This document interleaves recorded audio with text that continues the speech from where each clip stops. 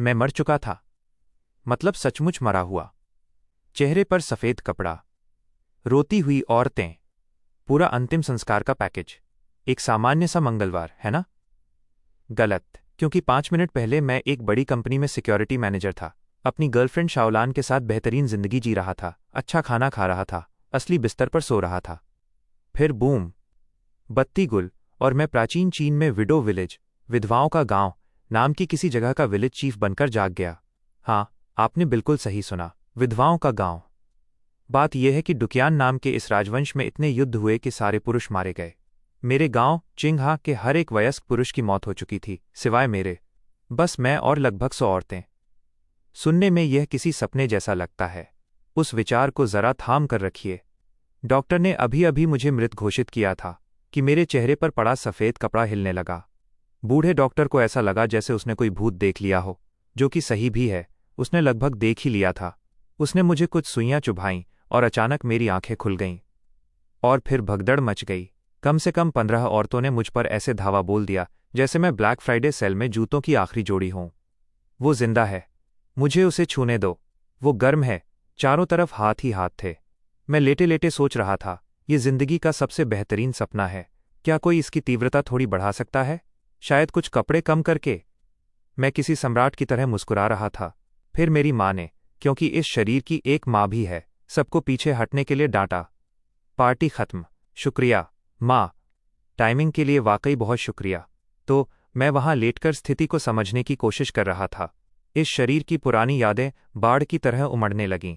पता चला कि मैं वायु हूं, युद्ध का एक पूर्व सैनिक जो अब गांव का मुखिया बन चुका है और फूस की छत वाली एक मिट्टी की झोपड़ी में रहता है।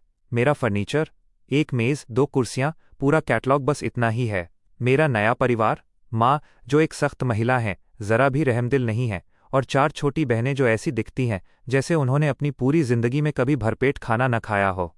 सबसे छोटी बहन 10 साल की है, लेकिन 5 साल की लगती है, बिल्कुल पैरों वाले बॉबल हेड, हिलने वाले खिलौने जैसी। माँ मेरे लिए रात का खाना लाईं। ये अजीबो-गरीब अनाजों, जंगली घास और धान के छिलकों से बनी एक भूरे रंग की लई थी। मैंने एक कौर खाया और मेरे स्वाद की कलिकाओं ने जैसे तलाक के लिए अर्जी दे दी। लेकिन तभी मैंने देखा कि मेरी बहनें मेरे कटोरे को ऐसे घूर रही थीं जैसे वो कोई 5 सितारा होटल की स्टीक डिनर हो।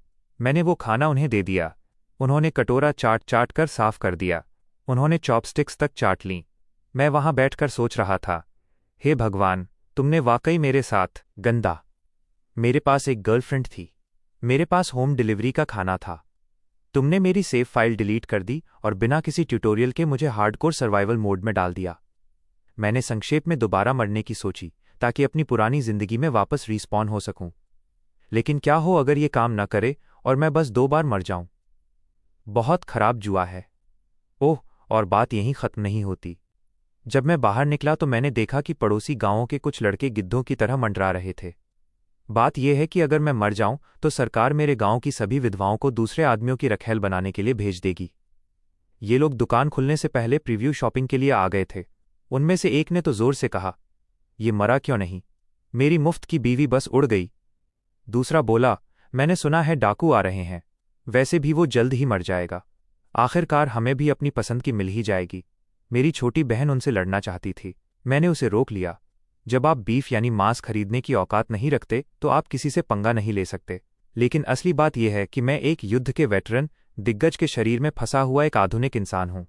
मैं एक ऐसे गांव को चला रहा हूं जिसमें भरी पड़ी औरतों को मेरे जिंदा रहने की जरूरत है। मैं ऐसा घटिया खाना खा रहा हूं जिसका स्वाद उदासी जैसा है। मैं ऐसे दरिंदों से घिरा हुआ हूं जो मेरे मरने का इंतजार कर रहे हैं। चैलेंज स्वीकार है। ठीक है, तो तकनीकी रूप से मैं अब एक सरकारी कर्मचारी हूं, सीढ़ी के सबसे निचले पायदान पर, माना, लेकिन फिर भी गांव का मुखिया होना भी मायने रखता है। मैं सिस्टम के अंदर हूं बेबी। सबसे पहला काम ये पता लगाना है कि हम असल में कितनी बुरी फंसे हुए हैं। पुराने वायु ने गांव का नियमित निरीक्षण करना बंद कर दिया था, लेकिन जब वो बीमार पड़ गया तो माँ ने उसे परियों की कहानियां सुनानी शुरू कर दी। ओह, फसलें बहुत शानदार हैं। किसी की बेटी को बहुत बड़े दहेज के साथ शादी हुई है। सब झूठ। माँ की पुरानी आदत, मरने वाले इंसान को यह बताना कि सब कुछ धूप और इंद्रधनुष जैसा अच्छा है। इसलिए मैंने खुद को घसीटते हुए बाहर निकाला और ठीक से जायजा लिया। और सच कहूं तो काश मैं बिस्तर पर ही रहता। अच्छी खबर, चारों तरफ अंडरवियर ही अंडरवियर। ये औरतें खुले में अपने कपड़े सुखाती हैं क्योंकि वहां देखने के लिए कोई मर्द नहीं होता। इनमें से कुछ महिलाएं पूर्व दरबारी अधिकारियों की बेटियां हैं। अच्छी दिखने वाली महिलाएं गर्मी की वजह से कम कपड़े पहने हुए हैं, और फैसला कौन करने वाला है? सिर्फ मैं। 10 मील के दायरे में एकमात्र ऐसा मर्द जो अपने गाउन रोब में पसीने से तरबतर हो रहा है। बुरी खबर, बाकी सब कुछ पास से देखने पर हर कोई आधा भूखा लग रहा है। रूखे बाल, धसे हुए गाल, बच्चे बिना कपड़ों के नंगे घूम रहे हैं, क्योंकि कपड़े जाहिर तौर पर एक लग्जरी आइटम। घर असल में बस मिट्टी के ढेर हैं जिन्हें दुआओं ने थाम रखा है, और खेत फटी हुई जमीन, फसलों से ऊंची घास, फसल कटने की दूर दूर तक कोई उम्मीद नहीं। हम सिर्फ गरीब नहीं हैं, हम इतने गरीब हैं कि इतिहासकार इस पर अध्ययन करेंगे। लेकिन हे भगवान, कम से कम मैं लोकप्रिय तो हूं। मैं जिस भी औरत के पास से गुजरा वो नमस्ते कहने के लिए दौड़ पड़ीं। सुंदर औरतों ने मेरा हाथ पकड़ा और जरूरत से थोड़ा ज्यादा देर तक पकड़े रखा। जानते हैं, बस लीडर की नैतिक पवित्रता की परीक्षा लेते हुए। बिल्कुल देवियों, बिल्कुल। मेरी बहन जिंग एक्सिंग इससे बिल्कुल प्रभावित नहीं हुई। वो लगातार मुझे घूर रही थी, क्योंकि पुराने यू वायु का रवैया ऐसा था मानो महिलाएं कोई अछूत हों। वह उनकी तरफ देखता तक नहीं था, और अब मैं सीधे क्लीवेज वाले इलाके में कूद पड़ा था। वह भ्रमित थी, मैं समझता हूं। हम अपने परिवार के खेत के पास से गुजरे, जहां मेरी 2 सबसे छोटी बहनें, नन्ही नन्ही सी जान, अपने नंगे हाथों से खरपतवार उखाड़ने की कोशिश कर रही थीं। वे जोर लगातीं, अपनी पीठ के बल गिर पड़तीं, अपने आंसू पोंछतीं और तुरंत वापस खड़ी हो जातीं। बार बार मैं मदद करने के लिए कूदा और 2 बार खींचने के बाद लगभग बेहोश ही होने वाला था। दयनीय। लेकिन तभी कुछ अजीब हुआ। एक गर्म ऊर्जा मेरे शरीर में ऐसे बहने लगी जैसे किसी ने मुझे चार्जर में प्लग कर दिया हो। मैंने जितने भी टीवी शो देखे हैं उनके आधार पर मुझे पूरा यकीन है कि ये आंतरिक मार्शल आर्ट की शक्ति है। इस शरीर में कुंग फू पहले से ही इंस्टॉल होकर आया था, और किसी ने मुझे बताया नहीं। पुराने यू की यादों से एक नाम भी तैरता हुआ ऊपर आया, लियन। वो आदमी जिसने मूल यू को युद्ध का हीरो बनाया था, और वही इस बात की वजह भी था कि वो अंत में कंगाल होकर एक मिट्टी की झोपड़ी में मरा। मज़ेदार कॉम्बिनेशन। मैंने बहनों को घर भेजा और वहां बैठकर ये सोचने लगा कि सबको खाना कैसे खिलाऊं। तभी बीप, मेरे चेहरे के सामने एक होलोग्राम स्क्रीन उभर आई। स्वागत है गोल्डन नाइट, आपका विशेष शॉपिंग सिस्टम अब सक्रिय है। Consumer level 1। मैं लगभग रो ही पड़ा। स्वर्ग ने मेरी आंखों के सामने तैरते हुए एक जादुई अमेज़न प्राइम जैसा सिस्टम भेज दिया था। स्टोर में सब कुछ था, चावल, आटा, तेल, यहां तक कि एक मिनी ट्रैक्टर भी, और सबकी कीमतें तांबे के सिक्कों में थीं। और इसमें एक बायबैक फीचर भी था, जहां मैं सिक्के पाने के लिए कच्चा माल बेच सकता था। मैंने अपनी जेब टटोली। 7 तांबे के सिक्के, मेरे मरने के पैसे। माँ ने उन्हें वहां रखा था ताकि मैं परलोक में अपना खर्च चला सकूं। खैर, माफ करना परलोक, मैं दोपहर का खाना खरीद रहा हूं। मैं सीधे थोक चावल के सौदे की तरफ बढ़ा। 5 डिब्बे खरीदो, एक मुफ्त पाओ, फ्री में कॉम्प्लीमेंट्री मीट सूप के साथ। मेरी पुरानी जिंदगी में मैं इसे गरीबों का खाना कहता था। इस जिंदगी में ये किसी मिशेलिन स्टार दावत जैसा था। मैंने पूरा डिब्बा इतनी जल्दी गटक लिया कि मुझे लगता है मेरे जबड़े की मांसपेशी में खिंचाव आ गया। शिंग ने अपना डिब्बा चाट कर साफ कर लिया। सचमुच चाट लिया था। फिर उसने अपनी ठुड्डी पर लगी चिकनाई के साथ मेरी तरफ देखा और बोली, बड़े भैया, ये कमाल का था। मैंने उसके सिर पर हाथ फेरा। मेरे साथ रहो बेटा, इससे भी ज्यादा मिलने वाला है। तभी 2 लड़कियां आ गईं। वोंग जुड़वां बहनें, जिया और कसी, 16 साल की, बिल्कुल एक जैसी, बेहद प्यारी। उनकी माँ ने उनके हाथों सेहत में सुधार के उपहार के रूप में कुछ जंगली हिशो भिजवाए थे। प्यारा इशारा था। मैं विनम्रतापूर्वक मना करने ही वाला था कि तभी सिस्टम की घंटी बजी। जंगली हिशो, प्रति जीन 60 तांबे के सिक्के। कुछ बदसूरत जड़ों के बदले 60 सिक्के। मेरा आंत्रप्रेन्योर व्यापारिक दिमाग जल उठा। मैंने उन जुड़वा बहनों को अपने बचे हुए चावल के डिब्बे दे दिए, और वे अपनी नन्ही कमर मटकाती हुई खुशी खुशी घर की तरफ भाग गईं। शर्मीली शिंग गुस्से से आग बबूला हो गई। बड़े भैया, माँ और बहनें भूखों मर रही हैं, और आपने अपना कीमती सफ़ेद चावल उन दोनों छोटी हंसियों दंगाइयों को दे दिया। अरे लड़की, शांत हो जाओ। उन हंसियों ने अभी अभी मेरी स्टार्टअप कैपिटल, शुरुआती पूंजी पहुंचाई है। मैंने शिंग को सूखे मेवे खरीदने के वादे के साथ घर भेजा और मन ही मन उन जड़ों को बेचने सेल का बटन दबा दिया। मेरी टोकरी से जड़ी बूटियां गायब हो गई थीं और मेरे हाथ में 60 तांबे के सिक्के आ गए थे। जादू, नया प्लान। सबसे पास के शहर जाओ, सस्ते कृषि उत्पाद खरीदो, उन्हें सिस्टम के जरिए बेचो, सिक्के जमा करो और दोहराओ। मैं मूल रूप से प्राचीन चीन का एक क्रिप्टो ब्रो बन चुका था, बस फर्क ये था कि मेरी योजना वास्तव में काम कर रही थी। मैं एक जीनियस की तरह महसूस करते हुए शहर की तरफ मार्च कर रहा था। तभी बैलों की एक गाड़ी पर एक मोटा आदमी आकर रुका। लू, बगल वाले गांव का विलेज चीफ। इस जोकर को मेरे मरने की खबर मिली थी और ये ताने मारने आया था। अब जब मैं जिंदा हूं तो वो और भी ज्यादा चिढ़ गया था। उसने आसपास के सभी लोगों को चिल्लाकर बुलाना शुरू कर दिया। अरे सब लोग आओ, चिंघा गांव के दयनीय खेतों को देखो, उनके दयनीय मुखिया को देखो, उसके यार दोस्त भी उस पर टूट पड़े। संभल कर, ये शायद हमारी फसलें चुराने आया है। इसकी खाली टोकरी को देखो, पक्का चोर है। मेरा चेहरा गुस्से से काला पड़ गया। सुनो, मैं अभी अभी मौत के मुंह से वापस लौटा हूं। मुझे पता चला है कि मेरे पास कुंग फू है। मेरे पास एक जादुई शॉपिंग सिस्टम है। मैंने इस शरीर में पहली बार असली चावल खाए हैं। मेरा दिन बहुत अच्छा गुजर रहा है और तुम जोकर सोते हुए शेर को छेड़ना चाहते हो। तो शाओ गांव के ये जोकर वहां खड़े मुझ पर ऐसे हंस रहे थे मानो मैं पूरे गांव का मजाक हूं। मुझे फसल चोर कह रहे थे और मेरी खाली टोकरी की तरफ ऐसे इशारा कर रहे थे जैसे वो कोई सबूत हो।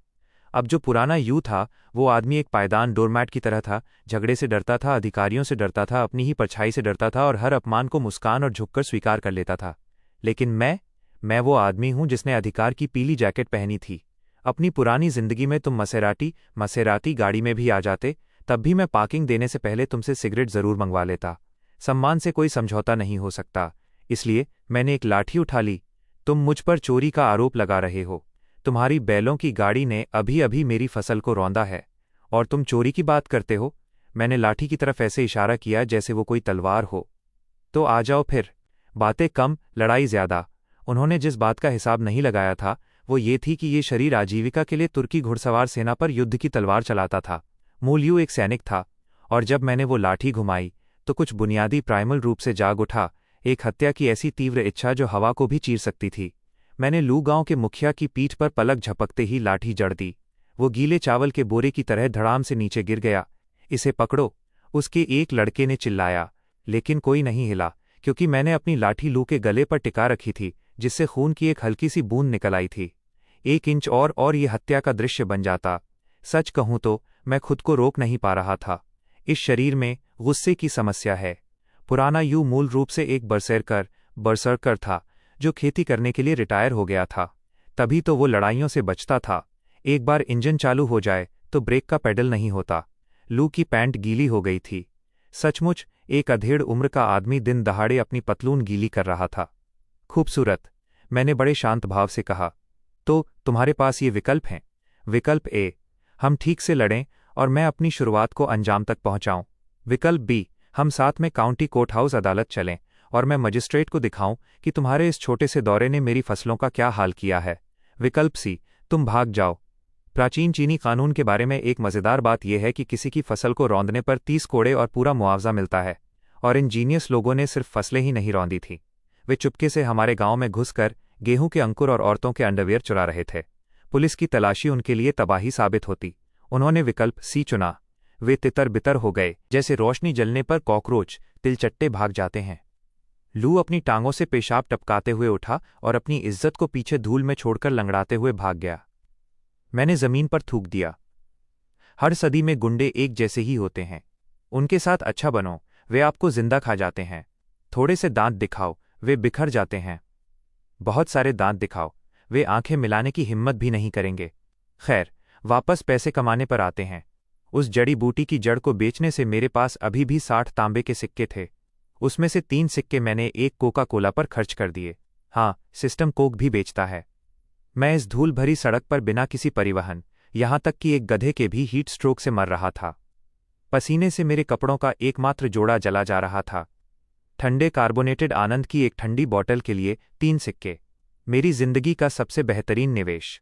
लगभग 17 साल जैसे लगने वाले रास्ते पर पैदल चलने के बाद मैं आखिरकार मासन टाउन और उसके मंदिर के बाजार में पहुंच गया। वहां red wall god of wealth temple, लाल दीवार वाले धन के देवता का मंदिर नाम का एक छोटा सा मंदिर है। चूंकि मैं यहां अमीर बनने आया हूं, इसलिए यह नाम बिल्कुल सही है। मेरी योजना सरल थी। किसानों से सस्ती चीजें खरीदो, उन्हें अपने जादुई सिस्टम को बेचो, अंतर की रकम अपनी जेब में डालो। आर्बिट्रेज। अर्थशास्त्र 101। सिवाय इसके कि मेरी योजना आते ही दम तोड़ गई। सूखे की वजह से अनाज की कीमतें आसमान छू रही थीं। साधारण बाजरा 30 सिक्के प्रति पाउंड था। सफ़ेद चावल 40। यहाँ तक कि घटिया भूरे चावल की कीमत भी 20 सिक्के थी। मेरे पास बचे हुए 57 सिक्कों से मैं लगभग कुछ भी ऐसा नहीं खरीद सकता था जो किसी काम का हो। मैं इसे दूसरे तरीके से भी कर सकता था, अपने सिस्टम से 5 या 6 सिक्के प्रति पाउंड की दर से सस्ते चावल खरीदकर उन्हें बाजार भाव पर बेच सकता था। तुरंत मुनाफा। लेकिन अकाल के दौरान 10 पाउंड बेहतरीन सफ़ेद चावल के साथ बाजार में प्रकट होना, यह कोई व्यापार नहीं है। यह कृपया मुझे लूट लो का बोर्ड टांगने जैसा है। मुझे एक बेहतर रास्ते की ज़रूरत थी, और तभी मैंने उसे देखा। एक गरीब, पसीने से लथपथ आदमी कंधे के डंडे पर बाल्टी लटकाए कुछ ऐसा बेचने की कोशिश कर रहा था जिसे कोई नहीं खरीदना चाहता था। रेशमी वस्त्र पहने एक मोटा व्यापारी एक शार्क की तरह उसके चक्कर काट रहा था और सिर्फ 3 घटिया सिक्के की पेशकश कर रहा था। भाई, उन्हें मुझे ही बेच ताच कर खत्म करो। गर्मी है, वे जल्द ही बदबू मारने लगेंगे। 3 सिक्के बहुत बड़ी रकम है। मैं चलकर आया और बाल्टी के अंदर झांका। केकड़े, बड़े, खूबसूरत, हरे खोल और सफ़ेद पेट वाले केकड़े। मैंने उन्हें तुरंत पहचान लिया। ये शानफोंग केकड़े थे। मेरी पुरानी दुनिया में वे यॉन्चिंग लेक हैरी केकड़ों की श्रेणी के थे। वे केकड़े जिन्हें मेरी जिसे गर्लफ्रेंड शाओलान मेरे लिए भाप में पकाया करती थी। वे केकड़े जिन्हें बिल्कुल बेतुके दामों पर बेचा जाता है। जब मैंने अपना सिस्टम स्टोर खोला तो मेरा दिल जोर जोर से धड़क रहा था। खरीद मूल्य 40 सिक्के प्रति केकड़ा प्रति पाउंड नहीं, बल्कि एक अकेले केकड़े पर 40 सिक्के। वो मोटा व्यापारी पूरे माल को कुल 3 सिक्कों में खरीदने की कोशिश कर रहा था, और मेरा सिस्टम एक केकड़े के लिए 40 सिक्के चुका रहा था। केकड़े वाले ने मुझे उसकी बाल्टी की तरफ प्राचीन चीनी इतिहास की सबसे पागल भरी मुस्कान से घूरते हुए देख लिया। वो लगभग दौड़कर मेरे पास आया, मेरी आस्तीन पकड़ी और गिड़गिड़ाने लगा, श्रीमान कृपया ले लीजिए। ताज़े नदी के केकड़े, 10 सिक्के प्रति पाउंड। मैं आपको सब कुछ बेच दूंगा, 10 सिक्के प्रति पाउंड, जबकि सिस्टम प्रति केकड़ा 40 सिक्के दे रहा था, और 1 पाउंड में शायद 4 या 5 केकड़े थे। देवियों और सज्जनों, मुझे लगता है कि इसे हम एक बेहतरीन व्यावसायिक अवसर, बिजनेस अपॉर्चुनिटी कहते हैं। मुझे यहाँ थोड़ी जल्दी से गिनती करने दीजिए, क्योंकि मेरा दिमाग सचमुच आग की भट्टी बना हुआ है। प्राचीन चीन में 1 पाउंड 16 लियोंग के बराबर होता है। प्रत्येक केकड़ा लगभग 3 लियोंग का है, तो 10 सिक्कों में मुझे लगभग 5 केकड़े मिल रहे हैं। मेरे सिस्टम में 5 केकड़े गुना 40 सिक्के, यानी कुल 200 सिक्के हुए। 10 सिक्के अंदर, 200 सिक्के बाहर। ये 2000% का रिटर्न है। 60 सिक्के 1000 से ज़्यादा बन जाएंगे। ये सरकारी खजाना लूटने से कहीं ज़्यादा मुनाफे वाला है, और इसमें चाकूबाजी का खतरा भी बहुत कम है। मैं केकड़े वाले की तरफ अपने पैसे फेंकने ही वाला था कि तभी वो रेशमी कपड़ों वाला मोटा सेठ यानी स्थानीय बड़ा सीफूड खरीदार एक इंसानी स्पीड ब्रेकर की तरह मेरे सामने आ गया। दोस्त, व्यवसाय करने का ये तुम्हारा पहला दिन लगता है। हाँ, उसने मुझे वही चिपचिपी मुस्कान दी जो अमीर लोग तब देते हैं जब वे आपका दिन बर्बाद करने वाले होते हैं। इससे तुम्हारा कोई मतलब नहीं है, मैंने 2 टूक कहा। यह मेरा व्यापार है। मैं इस गली का सबसे बड़ा सीफूड खरीदार हूँ। तुम यहाँ आकर सही दाम दोगे तो सबके लिए बाजार बिगाड़ दोगे। इससे तुम्हारा कोई मतलब नहीं है। उसे यह बात पसंद नहीं आई, इसलिए उसने अपने पालतू गुंडे को आगे कर दिया, लू गॉन नाम का एक आंख वाला मांस का पहाड़, जो लोगों को पीटने और पिछले साल एक व्यापारी की हत्या कर उसकी लाश नहर में फेंकने के लिए कुख्यात था। सचमुच एक प्यारा इंसान। अक्लमंदी से काम लो बच्चे, एक आंख वाले ने अपनी उंगलियों के जोड़ चटकाते हुए गुर्राया। हमारे बॉस को थोड़ी इज्जत दो। जहां से आए हो वहीं वापस लौट जाओ। बेचारा केकड़ा बेचने वाला मेरी आस्तीन खींचते हुए फुसफुसाया, श्रीमान कृपया आप चले जाइए। आप इन लोगों को नहीं जानते, ये खतरनाक हैं। मैंने सीधे उसकी एक आंख में देखा। अच्छा, और अगर मैं इज्जत न दूं? उसने अपनी मुट्ठी उठाई। मैंने अपनी ठुड्डी उठाई, और तभी बिल्कुल सही समय पर गश्त लगाते हुए सैनिकों का एक दस्ता मार्च करता हुआ वहां आ गया। ये क्या शोर है? रेशमी कपड़ों वाला व्यापारी इतनी तेजी से गायब हुआ कि वो हवा में कार्टून जैसी धूल का बादल छोड़ गया। जब मैंने पीछे हटकर देखा तो अचानक हर कोई अपने जूतों को देखने में बहुत दिलचस्पी दिखाने लगा। सैनिकों में से एक ने मुझे अजीब नज़र से देखा, फिर उसने मेरा पानी का फ्लास्क कैंटीन देखा। ये सेना के इस्तेमाल वाला था, वैसा जो सिर्फ उच्च पद के अधिकारी रखते हैं। मूल यू इसे अपने आर्मी के दिनों से वापस लाया था। उस सैनिक का पूरा रवैया पूरी तरह से 180 डिग्री बदल गया। वो अटेंशन की मुद्रा में आ गया और फुसफुसाया, प्राइवेट यीची, यूनिट 772, 137वीं बटालियन। आपको रिपोर्ट कर रहा हूं सर। उसे लगा कि मैं किसी गुप्त मिशन पर एक अंडरकवर मिलिट्री ऑफिसर हूं। कोई हथियार नहीं, कोई सैनिक नहीं, और स्ट्रीट मार्केट में केकड़े खरीद रहा हूं। जाहिर है ये बहुत गहरी पहुंच, डीप कवर वाला मामला था, बेहद गोपनीय, बहुत महत्वपूर्ण। मैंने बात को बहुत कूल अंदाज में लिया। आराम से रहो, इसे पियो। मैंने उसे अपना फ्लास्क थमा दिया जिसके अंदर बची हुई ठंडी ठंडी कोका कोला थी। उसने मुझे अपनी एकदम नई QANTEEN दी और झुकते हुए लगभग वहां से विदा हो गया। बाद में मैं कल्पना कर सकता हूं कि वो और उसका दस्ता छांव में बैठकर उस कोक को साझा कर रहे होंगे। उनके दिमाग उड़ गए होंगे और वे इस बात से पूरी तरह आश्वस्त होंगे कि उनके रहस्यमय कमांडर कोई दिव्य अमृत पीते हैं। सच कहूं तो कोका कोला की आधी भरी बोतल से गलती से मिलिट्री स्ट्रीट क्रेड हासिल कर लेना इतिहास का सबसे बेहतरीन व्यापार सौदा हो सकता है। सैनिकों के जाने के बाद वो व्यापारी वापस रेंगते हुए आया। बेशक तुम में जिगर है, तुम्हारे जैसे जिगर वाले पिछले आदमी की कब्र की घास मुझसे भी लंबी है। कभी भी आ जाना, मैंने केकड़ों से नजर हटाए बिना कहा। दूसरे विक्रेता फुसफुसा रहे थे, कुछ प्रभावित थे और ज्यादातर को लगता था कि मैं मरने की इच्छा रखने वाला एक मूर्ख हूं। जो भी हो, उन्हें बकने दो। इस बीच जब सैनिक आए थे तो केकड़ा बेचने वाला सचमुच बेहोश हो गया था। मुझे उसे हिलाकर जगाना पड़ा। भाई, वे तलवार वाले सिर्फ 3 आम आदमी थे। उठो। उसने एक नन्हे हिरण के बच्चे की तरह पलकें झपकाते हुए मेरी तरफ देखा। सर, मैं स्वाभाविक रूप से सैन्य लोगों से डरता हूं। वे मुझे देखते हैं और मैं बेहोश हो जाता हूं। ये आदमी जो मार्शमैलोज मक्खन की तरह बेहद नरम दिल का था, हमने केकड़ों का वजन किया। 5 पाउंड 8 लियोंग। उसने अपनी तरफ से वजन घटाकर 40 सिक्के करने की पेशकश की। यहां तक कि इन गुंडों के होते हुए भी चक्कर काटते हुए वो मुझे छूट देने की कोशिश कर रहा था क्योंकि उसे मेरी स्थिति पर दया आ रही थी। फिर उसने मुझे बताया कि उसे पैसों की जरूरत क्यों थी। उसके पिता बीमार थे। वो सिर्फ अपने पिता के लिए थोड़ी सी दलिया बनाने के वास्ते थोड़ा सा मांस खरीदना चाहता था, लेकिन अकाल के दौरान मांस 50 या 60 सिक्के प्रति पाउंड मिलता था, इसलिए 40 सिक्कों में उसे ज्यादा कुछ नहीं मिल पाता। मेरा दिल कुछ अजीब सा हुआ। मुझे लगता है कि वे भावनाएं थीं। एक बात बता, मैंने कहा। मुझे 40 सिक्के वापस दे दे। इसके बदले मैं तुझे 2 पाउंड सुअर का मांस, पोर्क दे दूंगा। 2 पाउंड सुअर का मांस बाजार में 100 से ज्यादा सिक्कों का आता है। मैं उससे सिर्फ 40 सिक्के ले रहा था। वो लंबा चौड़ा आदमी वहीं धूल में घुटनों के बल बैठ गया, माथे को जमीन पर टिकाकर साष्टांग प्रणाम किया। उसकी आंखों से आंसू बह रहे थे। आप एक संत हैं। वोंगलावू इसे कभी नहीं भूलेगा। मैंने उसे उठाया। बस जब तक मैं मांस लेने जाऊं, मेरे केकड़ों की रखवाली करना। मैं कोने के पीछे गया, अपना सिस्टम खोला, कम दाम में 2 पाउंड सुअर का मांस खरीदा और एक ऐसे सुअर पालक की तरह वापस लौटा जो इत्तेफाक से आसपास ही मौजूद था। मेरे पीछे मैं पहले से ही सुन सकता था कि दूसरे विक्रेता बेचारे वोंगलावू पर हंस रहे थे। उसे सीधा साधा कह रहे थे कि मैं कभी वापस नहीं आऊंगा। कह रहे थे कि उसने अपने केकड़े और अपनी इज्जत फोकट में लुटा दी है। लेकिन मजाक उन पर है।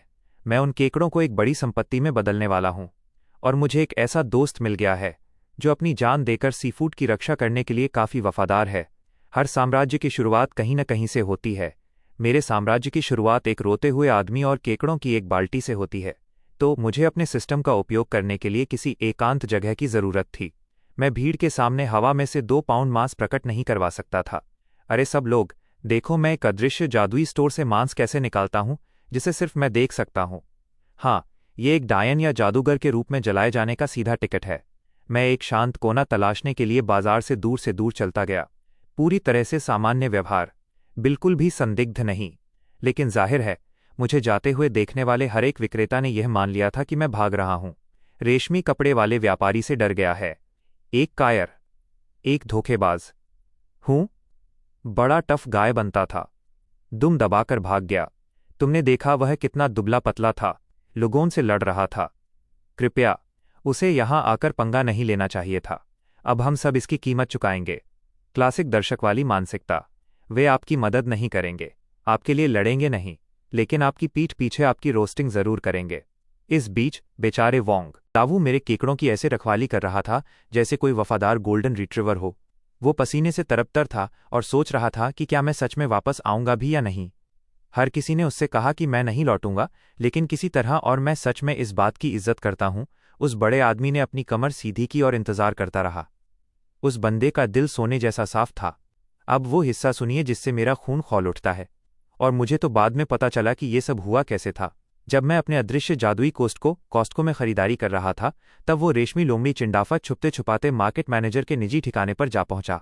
वो मंदिर की चुराई गई ईंटों से बना एक शानदार नीले टाइल्स वाला घर था। अंदर मार्केट का बॉस कमिश्नर लू अपनी भ्रष्ट जिंदगी के मजे ले रहा था। उसकी मेज खाने और शराब से भरी हुई थी और वो अपने पाले हुए टैटू वाले गुंडों से घिरा हुआ था। और यकीन मानिए, उसकी गोद में एक विधवा बैठी थी, जबकि उसके हाथ उस महिला की स्कर्ट के अंदर अनाधिकृत रूप से घूम रहे थे। ये आदमी एक सरकारी अधिकारी जो पार्किंग जितनी बड़ी इस मार्केट को ऐसे चला रहा था जैसे कोई क्राइम लॉर्ड हो। उसके तार जुए के अड्डों, कोठों और जाहिर तौर पर उस विधवा की ड्रेस से भी जुड़े हुए थे। जिस पिछले व्यापारी ने उसकी शिकायत करने की धमकी दी थी, वो सड़क किनारे मरा हुआ पाया गया था। उसका सिर मार्केट के गेट पर लटका दिया गया था। डाकू, उन्होंने कहा था। बिल्कुल। तो रेशमी लोमड़ी अंदर गया और चुगली कर दी। एक गांव के मुखिया ने मेरा अपमान किया है। वह उचित दामों पर केकड़े खरीद रहा है। क्या ढिठाई है। क्लर्क ने तुरंत मेरा हुलिया पहचान लिया। ओह, वो तो बस चिंघा गांव का मुखिया है। एकदम फिसडी। टाउन मेयर से आपदा राहत मांगने गया था। कुछ नहीं मिला। शर्म से लगभग मर ही गया था। सचमुच। रेशमी लोमड़ी गुस्से से लगभग फटने ही वाला था। मैं तो उस आदमी से डर गया था। शहर में वापस होता तो मैं उसे दोपहर के खाने से पहले नदी में फिकवा देता। कमिश्नर लू, हमेशा की तरह सज्जन बनते हुए, अपनी गोद में बैठी विधवा को एक बार और दबाया और खड़ा हो गया। चिंता मत करो छोटे भाई, कोई मेरे इलाके में बदतमीजी नहीं करता। मुझे देखने दो इसे। उसने क्लब डंडे लिए हुए 3 गुंडों को पकड़ा और नशे में धुत होकर लड़खड़ाते हुए मार्केट की तरफ चल पड़ा। एक नशे में चूर सरकारी अधिकारी एक केकड़े बेचने वाले किसान को डराने के लिए हथियारों से लैस दस्ता लेकर जा रहा था। सिस्टम बिल्कुल सही तरीके से काम कर रहा था, है ना? उन्होंने देखा कि वोंग लाओ वू अभी भी मेरे केकड़ों की रखवाली कर रहा था। कमिश्नर लू ने अपनी झूठी मीठी आवाज निकाली। आप जानते ही हैं, वैसी आवाज जैसे चाकू पर शहद लगा हो। वोंग लाओ वू, है ना? मैंने तुम्हारे बीमार पिता के बारे में सुना। बहुत मार्मिक। हमने तो दया दिखाते हुए तुम्हारी स्टॉल की फीस भी माफ कर दी थी, लेकिन तुम बाजार की व्यवस्था बिगाड़ रहे हो। इसलिए अब तुम्हें अपने स्टॉल के लिए 5 सिक्के देने होंगे या यहां से जाना होगा। तुम्हारी मर्जी। ये जाल अपनी क्रूरता में बेजोड़ था। अधिकारियों ने लावू से उसके स्टॉल लगाते समय ही अनौपचारिक फीस के रूप में 1 दर्जन केकड़े पहले ही ले लिए थे। अब वे पैसे भी चाहते थे, और अगर वो भुगतान नहीं कर पाता तो उसका अच्छा दोस्त शिंडाफा सिल्कवीजल वहीं मौजूद था, जो हर चीज को कौड़ियों के दाम खरीदने के लिए तैयार बैठा था। लावू घुटनों के बल बैठ गया। कृपया। दूसरे खरीदार ने 10 सिक्के प्रति पाउंड की पेशकश की थी। क्या आप कम से कम बराबरी नहीं कर सकते? रेशमी लोमड़ी की मुस्कान पिघले हुए लावे को भी जमा सकती थी।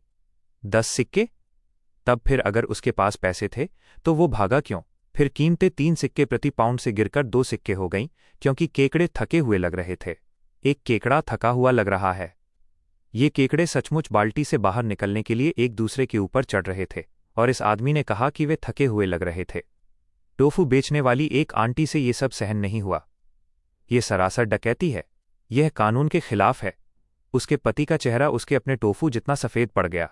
रेशमी लोमड़ी हंसा, फिर अचानक उसकी हंसी रुक गई। ओह, तुम खेलना चाहती हो? ठीक है, तुम्हारा टोफू का व्यवसाय भी यहां खत्म। एक बुजुर्ग व्यापारी ने बात संभालने की कोशिश की। उसका वो मतलब नहीं था। कृपया मुझे थोड़ा लिहाज, इज्जत दीजिए। लिहाज? तुम मुझसे लिहाज मांगने वाले कौन हो? कोई और है जो कुछ कहना चाहता है? आज के बाद यहां कोई कुछ नहीं बेचेगा। अपनी बात पर जोर देने के लिए उसने केकड़ों की आधी बाल्टी लात मारकर गिरा दी। जिंदा केकड़े धूल में बिखर गए। ये ताकत दिखाने का एक तरीका था। बहुत नाटकीय, पूरी तरह से गैर कानूनी, पर किसी को परवाह नहीं थी। विक्रेता चुप हो गए। कुछ ने अपने जीवन साथी से फुसफुसाकर कभी वापस न आने की बात कही। हर कोई एक ही बात सोच रहा था, मेरा परिवार है, यह मेरी लड़ाई नहीं है। तभी कमिश्नर लू ने अपने गुंडों को इशारा किया। वे लाओ वू की बाल्टी की तरफ बढ़े, खरीदने के लिए नहीं, सौदेबाजी करने के लिए नहीं, बल्कि छीनने के लिए। लाओ ने अपने केकड़े की बाल्टी को ऐसे जकड़ लिया जैसे वो उसकी अपनी पहली संतान हो। उसका चेहरा सफ़ेद पड़ गया था, हाथ कांप रहे थे, फिर भी वो पकड़े रहा। वो जानता था कि वे उसे एक भी पैसा नहीं देने वाले थे, न 2 सिक्के और न ही 1 सिक्का। ये सरकारी टोपी पहनकर की जा रही एक खुली डकैती थी, और सबसे बुरा हिस्सा ये था कि वो जवाबी हमला भी नहीं कर सकता था। ऐसा इसलिए नहीं कि वो कमज़ोर था, बल्कि इसलिए कि घर पर उसके माता पिता थे। बूढ़े, बीमार माता पिता, जिन्हें कोई नहीं संभाल पाता। अगर उसे जेल में डाल दिया जाता या उससे भी बदतर कुछ होता। पूरी तरह से निराशा। वह हालत जहां आपकी पकड़ ढीली पड़ जाती है और आंखें खाली हो जाती हैं। और तभी धमाका। पानी से भरी एक बाल्टी हवा में उड़ती हुई आई और सीधे एक गुंडे से जा टकराई। अरे, अंदाज़ा लगाइए कौन वापस आ गया है। मैं एक हाथ में कई पाउंड चिकना सूअर का मांस उठाए वापस लौटा और अपना दूसरा हाथ केकड़े की बाल्टी पर ऐसे पटका जैसे कोई जज अपना हथौड़ा मार रहा हो। किसने कहा था इसे छूने को? बाजार का हर एक इंसान मुझे भुला चुका था। खत्म, कायर, डर कर भागने वाला। और मैं ऐसे टहलता हुआ वापस आ रहा था जैसे गुफाओं का कोई आदिमानव शिकार करके लौटा हो। ला वू को लगभग दिल का दौरा ही पड़ने वाला था। आधा तो इस राहत से कि मैं वाकई वापस आ गया था, और आधा इस डर से कि उसने मेरी कमर में टक्ट खूसा हुआ चाकू देख लिया था। श्रीमान, कृपया भाग जाइए, ये बहुत सारे हैं। रेशमी लोमड़ी चीन गुस्से से कांप रहा था। ओह! छोटा कछुआ अपने खोल से बाहर रेंगकर आ गया। मैंने अपना सिर झुकाया। कछुए वाली बात अच्छी कही। जब वे सैनिक थोड़ी देर पहले यहां से गुजरे थे तो तुम इतनी तेजी से गायब हुए कि मुझे लगा तुम टेलीपोर्ट हो गए हो। फिर से बताना, असली कछुआ कौन है? पूरा बाजार अक्की बक्की रह गया। आप जमीन पर जबड़ों के गिरने की आवाज़ डोमिनोज, ताश के पत्तों की तरह सुन सकते थे। विक्रेता अपना होश खो बैठे थे, इसलिए नहीं कि वे प्रभावित थे, बल्कि इसलिए कि वे सहम गए थे। मैं सिर्फ भालू को नहीं छेड़ रहा था, मैं दो भालुओं को छेड़ रहा था, और रेशमी लोमड़ी और कमिश्नर लू, वो शराबी सरकारी गुंडा जो इस बाजार को अपनी निजी जागीर की तरह चलाता था। ये दोनों एक चुटकी में सबकी आजीविका खत्म कर सकते थे। कुछ समझदार विक्रेताओं ने जाने की कोशिश की, नहीं, रास्ते बंद थे। कमिश्नर लू ने हर गेट पर डंडे लिए हुए 1 दर्जन गुंडे तैनात कर दिए थे। यह बाजार अब एक पिंजरा बन चुका था और मैं उन जानवरों के साथ बंद था। रुसिए, इसे सुधार लूं, वे जानवर मेरे साथ बंद थे। कमिश्नर लू ने कुटिल मुस्कान दी। विलेज चीफ, ये तुम्हें क्या लगता है, तुम आज यहां से जिंदा बाहर निकल पाओगे? रेशमी लोमड़ी ऐसे मुस्कुरा रहा था जैसे क्रिसमस समय से पहले आ गया हो। मेरे पीछे ला वू, वो प्यारा सहमा हुआ सा सीधा साधा आदमी, अपने कंधे का डंडा एक हथियार की तरह उठा चुका था।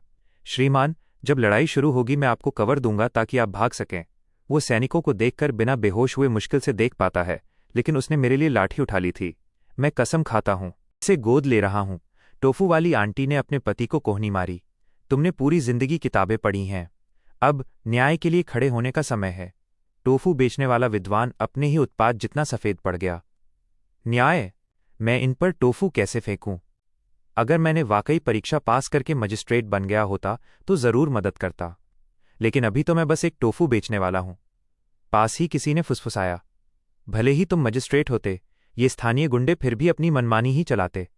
बात बिल्कुल सटीक और निराशाजनक थी। आगे बढ़ते हैं, कमिश्नर लू ने दहाड़ मारा। इसे तोड़ डालो, आउटलैंडर, आउटस्टैंडर। ये आदमी बहुत विशाल था, इसकी बाहें मेरी टांगों से भी मोटी थीं। वो राजधानी का एक पूर्व स्ट्रीट फाइटर था जिसे फांसी की सज़ा होने ही वाली थी कि लू ने उसे बचा लिया था। वह पूरी तरह से क्रूर होने के लिए कुख्यात था। उसने अपनी उंगलियों के जोड़ ऐसे चटकाए कि पटाखों जैसी आवाज़ आई। उसने मुझे ऐसे देखा मानो मैं कोई नाश्ता हूं। तुझे पंगा लेने की क्या पड़ी थी बच्चे? यह आत्महत्या है। उसने मेरे सिर पर पूरी ताकत से घूंसा मारा, ऐसा घूंसा जो खोपड़ी को आधुनिक कला, मॉडर्न आर्ट में बदल सकता है। हर कोई चीख उठा। लावू चिल्लाया, बचो। मैंने पूरी शांति से मुड़कर लावू की तरफ देखा। घूंसा अभी हवा में ही था। आराम करो, मैं आज तुम पर एहसान कर रहा हूं, पुण्य कमा रहा हूं। तभी मेरे पैर ने जमीन पर पड़े एक बांस के डंडे को उछाल दिया। वो हवा में घूमता हुआ सीधे मेरे हाथ में आ गया और मैंने उसे इतनी तेजी से घुमाया कि उसके बाद की छवियां आफ्टर इमेजेस बनने लगीं। सैन्य भाला तकनीक, गोल्डन रूस्टर पेक्स वाइल्डली, जिसे वास्तविक युद्ध के मैदानों में असली घुड़सवार सेना के खिलाफ सीखा गया था। ये बाजार के झगड़ों के लिए बिल्कुल डिज़ाइन नहीं किया गया था, लेकिन हे, स्थिति के अनुसार ढलो, अपनाओ और जीत हासिल करो। उसकी मुट्ठी मुझ तक पहुंचती उससे पहले ही मैंने कोएंज के पेट में बांस का डंडा घोंप दिया। खून के छींटे उड़ गए। उसका चेहरा आधे सेकंड में मैं तुझे जान से मार डालूंगा से बदलकर मैंने अपने करियर का बहुत गलत फैसला कर लिया है जैसा हो गया। लेकिन वह मूर्खबाज नहीं आया। उसने अपना क्लब उठाया, सेवानिवृत्त सैनिकों को पीटने के बारे में कुछ चिल्लाया और फिर से मेरे सिर पर वार किया। भाई, माहौल को समझो। मैंने अभी अभी बांस की डंडी से तुम्हारे अंदर छेद किया है। तुम्हारे पास मौका था, मैंने कहा। मैंने बांस के डंडे को सीधे उसके कंधे के आर पार कर दिया, फिर उसे झटके से बाहर निकाला और उसकी खोपड़ी पर दे मारा। वो पीछे की तरफ उड़ा और किसी लौटाए गए पार्सल की तरह लू और शीन के पैरों पर आकर गिरा। डिलीवरी पूरी हुई। हस्ताक्षर की आवश्यकता नहीं है, ये किसी काम का नहीं है। लू ने अपने खून से लथपथ और अर्ध बेहोश फाइटर पर चिल्लाया। उसमें जरा भी सहानुभूति नहीं थी। आदमी के लिए जो अपनी तनख्वाह बचाने के चक्कर में छिद गया था। क्या शानदार बॉस वाली एनर्जी है। फिर लू पूरी तरह से आपा खो बैठा। उसका अहंकार पूरी तरह चकनाचूर हो चुका था। उसका चेहरा किसी अंगूर से भी ज्यादा लाल हो गया था। उसने मेरी तरफ इशारा किया और बाजार के हर एक गुंडे पर दहाड़ा, तुम सब इसे पीट पीट कर मार डालो। डंडे लिए हुए 20 से ज्यादा गुंडों ने एक साथ मुझ पर धावा बोल दिया। लावू मेरी मदद करने के लिए अपना ढोने वाला डंडा लेकर आगे बढ़ा। मैंने उसे पीछे की तरफ लात मारकर हटा दिया। माफ करना भाई, लेकिन इस मिक्सी में तुम मुश्किल से 3 सेकंड टिक पाओगे। अब सुनिए, असली यू पहले से ही एक कॉम्बिनेशन मशीन था। युद्ध के मैदान का वेटरन, तलवारों से प्रशिक्षित, असली खाना बदोश योद्धाओं से लड़ने वाला। फिर उसमें मेरी पिछली जिंदगी के कौशल भी जुड़ गए। एक सेवानिवृत्त किराए के सैनिक, मर्सिनरी के अधीन आधे साल का कॉम्बिनेशन ट्रेनिंग, जिसने हमारी सिक्योरिटी टीम को सिखाया था। उन दोनों कौशलों को एक शरीर में मिला दिया जाए तो इन जोकरों के पास बचने का कोई मौका नहीं था। मैं अपने बांस के डंडे के साथ भीड़ में कूद पड़ा और पूरी तरह आक्रामक फेरल हो गया। हल्के प्रहारों से डिनर प्लेट के आकार के नील पड़ गए। जोरदार प्रहार लोगों के आर पार निकल गए। बांस ने मांस को ऐसे चीर दिया मानो वो लोहे का बना हो। कोई भी मेरे प्रहार के दायरे में नहीं आ पा रहा था। ये ऐसा था जैसे कोई मिक्सी अंगूर के थैले से लड़ रही हो। कुछ ही सेकंड में, सचमुच कुछ ही सेकंड में, 1 दर्जन से ज्यादा शरीर जमीन पर पड़े थे, कराह रहे थे, खून बह रहा था, अपनी माताओं के लिए रो रहे थे। बाकी लोग इतनी तेजी से पीछे हट रहे थे कि एक दूसरे से टकरा कर गिर रहे थे। लू की आंखें चावल के कटोरे जितनी बड़ी हो गई थीं। उसने उन सबको हरा दिया, एक डंडे से। मैं धीरे धीरे लू और चेन की तरफ बढ़ा। पूरा बाजार बिल्कुल शांत था, बस फर्श पर से कराहने की आवाजें आ रही थीं। मैंने मुस्कुराया, वैसी मुस्कान जो लोगों को अपने जीवन के फैसलों पर दोबारा सोचने पर मजबूर कर देती है। अरे अब पीछे मत हटो, वरना तुम कछुए बन जाओगे। लू का चेहरा हर रंग से गुजरा, लाल, सफेद, बैंगनी, हरा, मानो कोई इंसान मूड रिंग हो जिसे दौरा पड़ रहा हो। फिर उसने एक फैसला किया। उसने अपना हाथ उठाया और उसके पीछे मंदिर की छत पर एक आदमी प्रकट हुआ, ठंडी आंखों वाला, स्थिर हाथों वाला, जिसने एक भरा हुआ क्रॉस धनुष सीधे मेरे चेहरे पर तान रखा था। ओ खैर, बात अब बढ़ चुकी थी। तो मैं वहां था। 20 पिटे हुए गुंडे मेरे चारों ओर सूखे पत्तों की तरह बिखरे हुए थे। हाथ में बांस का डंडा था, खून टपक रहा था, और कमिश्नर लू ने अपनी सबसे बड़ी दलील पेश की। तुम लड़ सकते हो। तो क्या हुआ? लड़ने का कोई मतलब नहीं है। वो किसी फिल्म के विलन की तरह भाषण देने लगा। ये स्टेट्स के बारे में, ताकत के बारे में, रसूख के बारे में। मैंने तुमसे ज्यादा खतरनाक लोग देखे हैं। एक क्रॉसबो का तीर, और वे ऊपर आसमान की तरफ देखने लगते हैं। मैं अदालत को एक पत्र भेजकर तुम्हें गुरुवार तक फांसी पर लटकवा सकता हूं। और सच कहूं तो वो पूरी तरह गलत नहीं था। ये आदमी इसलिए खतरनाक नहीं था कि वो मजबूत था। वो इसलिए खतरनाक था क्योंकि उसने सरकारी चोला पहन रखा था। कपड़े का वो छोटा सा टुकड़ा किसी भी घूंसे से ज्यादा डरावना था। यही वजह थी कि स्थानीय लोग उसे कभी मार नहीं पाए थे। आप किसी दबंग को पीट सकते हैं, लेकिन आप पूरी व्यवस्था, ब्यूरोक्रेसी को नहीं पीट सकते। लेकिन ये मूर्ख ये बात नहीं समझ पाया था। उसने सरेआम एक क्रॉसबो दिखा दिया था। डुकियान में क्रॉसबो सैन्य वर्जित सामग्री, कॉन्ट्राबैंड हैं। आम नागरिकों के पास इनका होना ऐसा है जैसे कोई नियन बोर्ड पर चमकते हुए लिख रहा हो, कृपया मुझे गिरफ्तार करें। एक सेवानिवृत्त सैनिक द्वारा अवैध हथियारों की रिपोर्ट करना, ये कोई शिकायत नहीं है। ये किसी भी सैन्य अधिकारी के लिए गिफ्ट रैप्ड प्रमोशन जैसा है जो इसकी जांच करता है। और तभी मेरे दिमाग की बत्ती जल गई। मूल यू एक मूर्ख था, इसलिए नहीं कि वो कमजोर था। वो आदमी भाले के साथ चलता फिरता युद्ध अपराध था। वो इसलिए मूर्ख था क्योंकि वो भूल गया था कि उसके अपने लोग कौन हैं। वो सेना से रिटायर हुआ और नागरिक अधिकारियों से चावल की भीख मांगने लगा। भाई, तुम सेना द्वारा नियुक्त व्यक्ति हो। सम्राट ने विशेष रूप से स्थानीय भ्रष्टाचार पर अंकुश लगाने के लिए पूर्व सैनिकों को गांव का मुखिया बनाया था। तुम्हारा बैकअप काउंटी मजिस्ट्रेट नहीं है, सेना है। ये ऐसा है जैसे आप किसी पुलिस वाले के बच्चे हों और स्कूल के गुंडे की मम्मी को फोन करने लगे, बजाय अपने पापा के। अपने संसाधनों को पहचानो। मैंने लू से कहा कि वो पहले विक्रेताओं को जाने दे। उसे लगा कि मैं बहुत महान बन रहा हूं। असल में मैं बस ये नहीं चाहता था कि लॉव यू को कोई आवारा क्रॉसबो का तीर लग जाए। वो सीधा साधा मार्शमैलो, मक्खन सा इंसान, एक तेज हवा के झोंके को तो झेल नहीं पाएगा, युद्ध के मैदान को क्या झेलेगा। लू मान गया। वो असल में गवाहों को भगाना ही चाहता था। मुझे मारना और लाश ठिकाने लगाना आसान हो जाता। क्लासिक क्रिमिनल सोच। विक्रेता ऐसे भागे मानो बाजार में आग लग गई हो। कुछ एक दूसरे से टकराकर गिर रहे थे। गाड़ियां पलट रही थीं और फल हवा में उड़ रहे थे। लावू ने जाने से मना कर दिया और दूसरे विक्रेताओं द्वारा उसे जबरन खींचकर ले जाना पड़ा। उसकी एड़ियां धूल में लकीरें खींच रही थीं। अगर मैं हिंसा करने की तैयारी में व्यस्त न होता तो इस बात से पिघल गया होता। यहां तक कि रेशमी लोमड़ी चीन भी चुपके से खिसक लिया। जाने से पहले उसने मुझे ये लंबी नज़रों से देखते हुए, जैसे वो मानसिक रूप से मुझे बाद में हिसाब चुकता करने के लिए याद रख रहा हो। चतुर चूहा जानता है कि डूबते जहाज को कब छोड़ना है। एक बार जब सब चले गए तो मैंने काम शुरू किया। मैंने अपनी कमर से अपना ऑक्सीर चाकू निकाला, उसे बांस के डंडे पर कस दिया और 2 सेकंड के अंदर ही मेरे पास 7 फीट लंबा कॉम्बिनेशन भाला तैयार था। उचित सैन्य इंजीनियरिंग। मैकगीवर को भी इस पर गर्व होता।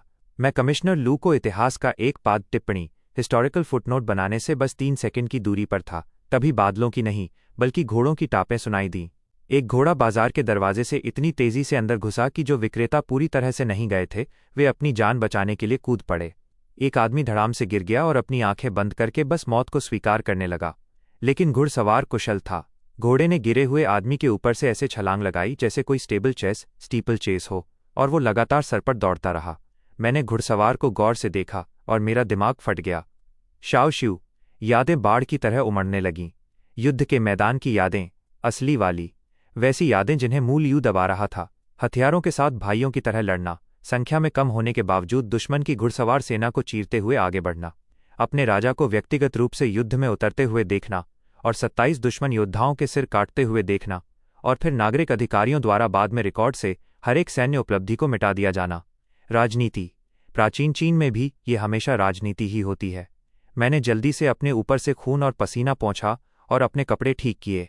सेना के पुराने साथी के सामने भीगी बिल्ली की तरह दिखना बर्दाश्त नहीं कर सकता था। 17 भाई, क्या ये तू है? झूझू अपने घोड़े से कूदा और एक सैन्य अंदाज में सैल्यूट किया। हे भगवान, 17। यह मूल यू का सेना वाला निकनेम था। 17 बार कुछ हुआ होगा। मैं इसका पूरा नाम जानना भी नहीं चाहता था। बेहद शर्मनाक। शायद तुमने गलत आदमी को पहचान लिया है। क्या नंबर 17 युद्ध में नहीं मारा गया था? मैंने बात टालने की कोशिश की। मैं तुम्हें कहीं भी पहचान सकता हूं। तुम्हारे साथ ये क्या हुआ? तुम ऐसे क्यों दिख रहे हो? उस सज्जन के साथ बस एक छोटा सा मतभेद हो गया था। मैंने अपनी ठुड्डी से लू की तरफ इशारा किया, जो बढ़ती हुई बेचैनी के साथ हमें देख रहा था। झू ने लू को देखा, फिर वापस मुझे देखा। उसके चेहरे पर पहले भ्रम आया, फिर दया और फिर शुद्ध गुस्सा।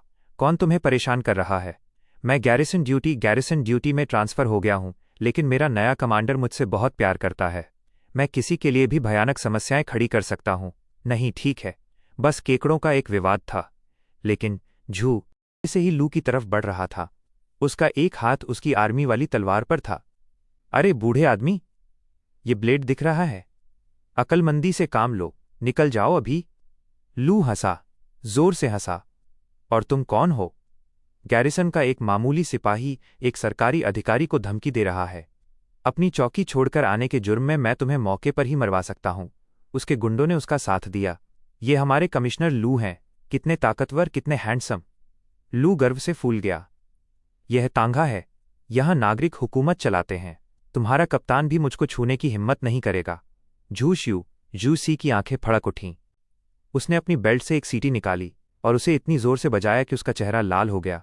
लू ठहाका मारकर हंसा। एक सीटी? तुम्हें क्या लगता है ये युद्ध का मैदान है? ये मेरा इलाका है। तुम्हारे छोटे मोटे फौजी खेल यहां नहीं चलेंगे। और तभी जमीन कांपने लगी। धमक धमक धमक धमक धमक। घोड़ों की टापें, दर्जनों घोड़े। थोड़ी देर पहले वाले गश्त के सैनिक चारों तरफ से पूरी तरह हथियारों से लैस तेजी से घोड़े दौड़ाते हुए वहां आ गए, और एक घोड़े की पीठ पर बंधे हुए, बिल्कुल बेहाल चेहरे से हरे पड़े, बमुश्किल होश में खुद टाउनमेयर साहब थे, जिन्हें रास्ते से ही अगवा कर लिया गया था, और एक घोड़े की जैन सैडल से कसकर बांध दिया गया था। लू का चेहरा अति आत्मविश्वास से तुरंत भ्रम में बदल गया। मैंने लगभग 2 सेकंड में एक बहुत बड़ी भूल कर दी है। वो सीटी कोई खिलौना नहीं थी। वो सेना का एक आपातकालीन संकेत, इमरजेंसी सिग्नल था। और झू ने सिर्फ मदद के लिए नहीं बुलाया था, बल्कि पूरी गैरिसन सेना को बुला लिया था। घुड़सवार दस्ते का लीडर अपने घोड़े से कूदा, कमिश्नर लू के ठीक बगल से ऐसे निकल गया मानो वो कोई अदृश्य फर्नीचर हो, और सीधा शाओ झू के पास गया। कमांडो, क्या आपको चोट लगी है? कमांडो, मेरा भाई। झू सिर्फ कोई आम सिपाही नहीं था, वो एक टीम लीडर, एक पूरा सैन्य अधिकारी था, और वो इस पूरे समय ऐसे आम आदमी की तरह पेश आ रहा था जैसे, हाँ भाई, मैं तुम्हारे लिए सिफारिश कर दूंगा। राजवंश का सबसे बड़ा कम आंकने, अंडरस्टेटमेंट वाला बयान। फिर दस्ता लीडर मुड़ा, उसने मुझे भाला पकड़े और मुस्कुराते हुए देखा, और उसकी आंखें फटी की फटी रह गईं। वो दौड़कर आया और घुटनों के बल बैठ गया, साष्टांग प्रणाम, माथा जमीन पर। 17 भाई, तुम्हारा छोटा भाई सम्मान अर्पित करता है। अरे यार, फिर से वो निकनेम नहीं। उठो भाई, हम वेटरन हैं, घुटनों पर बैठना बंद करो। इस बीच टाउन मेयर, जिन्हें उनकी कुर्सी से अगवा करके घोड़े पर तब तक उछाला गया था जब तक कि उनकी आत्मा लगभग शरीर छोड़कर नहीं भाग गई थी, लंगड़ाते हुए कमिश्नर लू के पास पहुंचे और उनके गाल पर थप्पड़ जड़ने लगे। चप चप पड़। लुईन, क्या तुम्हारा दिमाग खराब हो गया है?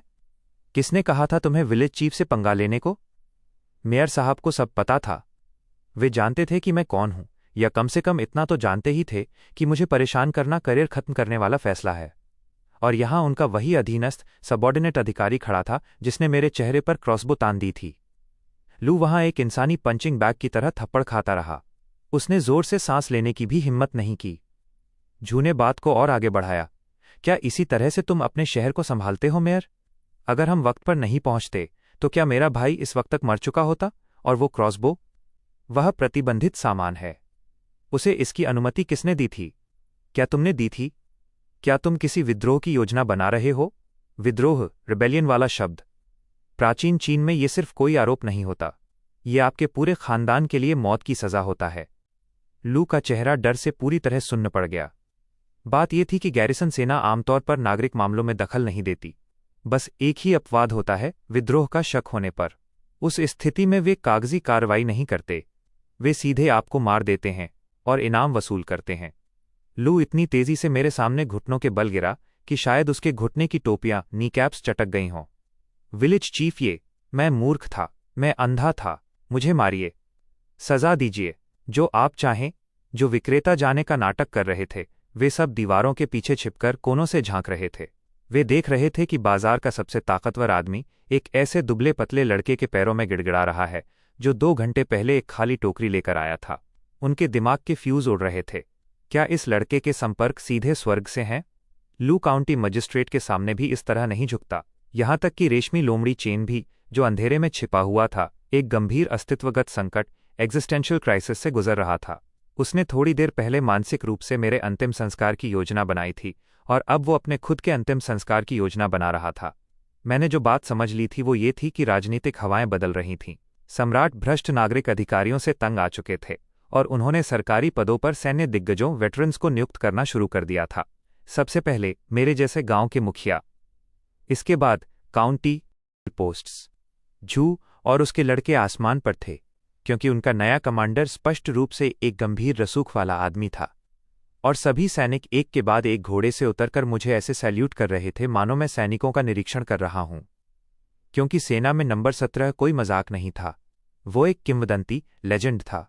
असली युद्ध के मैदान में एक भयानक राक्षस रहा था। उसने वर्दी उतारते ही बस अपनी खुद की कीमत को भुला दिया था। जू ने झुककर मेरी तरफ एक नज़र डाली। मैंने उसे तुरंत भांप लिया। युद्ध के मैदान के भाइयों को शब्दों की जरूरत नहीं होती। उसका पूरा नाटकीय प्रदर्शन मुख्य रूप से एक दिखावा था। अगर सेना वाकई लू को मारना चाहती तो कोई भाषण नहीं होता, बस एक तलवार और एक उथली कब्र होती।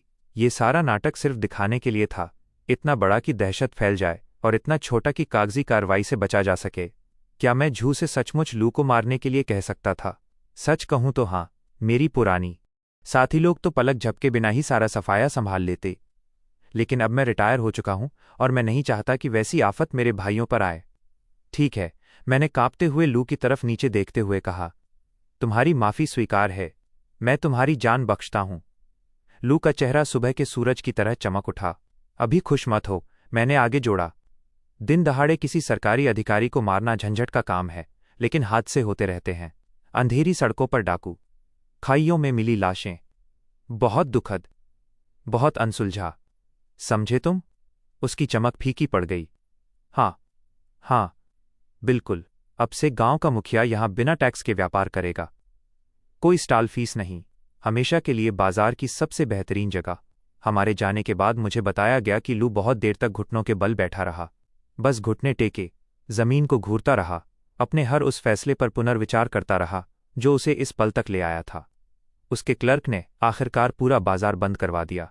लू पीछे के कमरे में गया, विधवा के साथ फिर से अपनी भड़ास निकाली, हमेशा की तरह शालीनता से, और फिर अपने बाकी बचे होश में कर्मचारियों को एक टीम मीटिंग के लिए इकट्ठा किया। सब खत्म। कोई बदला नहीं लेगा, कोई उस बच्चे के बारे में सोचेगा भी नहीं। पूरा प्रांत बदलने वाला है। सम्राट हर जगह फौजी आदमियों को कमान सौंप रहे हैं। इन पागलों को सिर्फ तख्त की परवाह है। आसानी से पैसे कमाने के हमारे दिन लद गए। सिल्क वीजल चेन का चेहरा पीला पड़ गया। अब कोई टैक्स चोरी नहीं, थोड़ी सी भी नहीं। सरकार चलाने वाली सेना, वे लोग जानवर हैं। उन्होंने उत्तर में सिर्फ हुक्म न मानने पर पूरे के पूरे कुलीन परिवारों को मिटा दिया था। नई हकीकत में आपका स्वागत है। और मैं जू के साथ पहले से ही घोड़े पर सवार होकर सैन्य छानी की तरफ जा रहा था। उसने मुझे एक घोड़ा दिला दिया था, और मज़ेदार बात यह है कि पता चला ये शरीर अब भी किसी चैंपियन की तरह घुड़सवारी कर सकता है।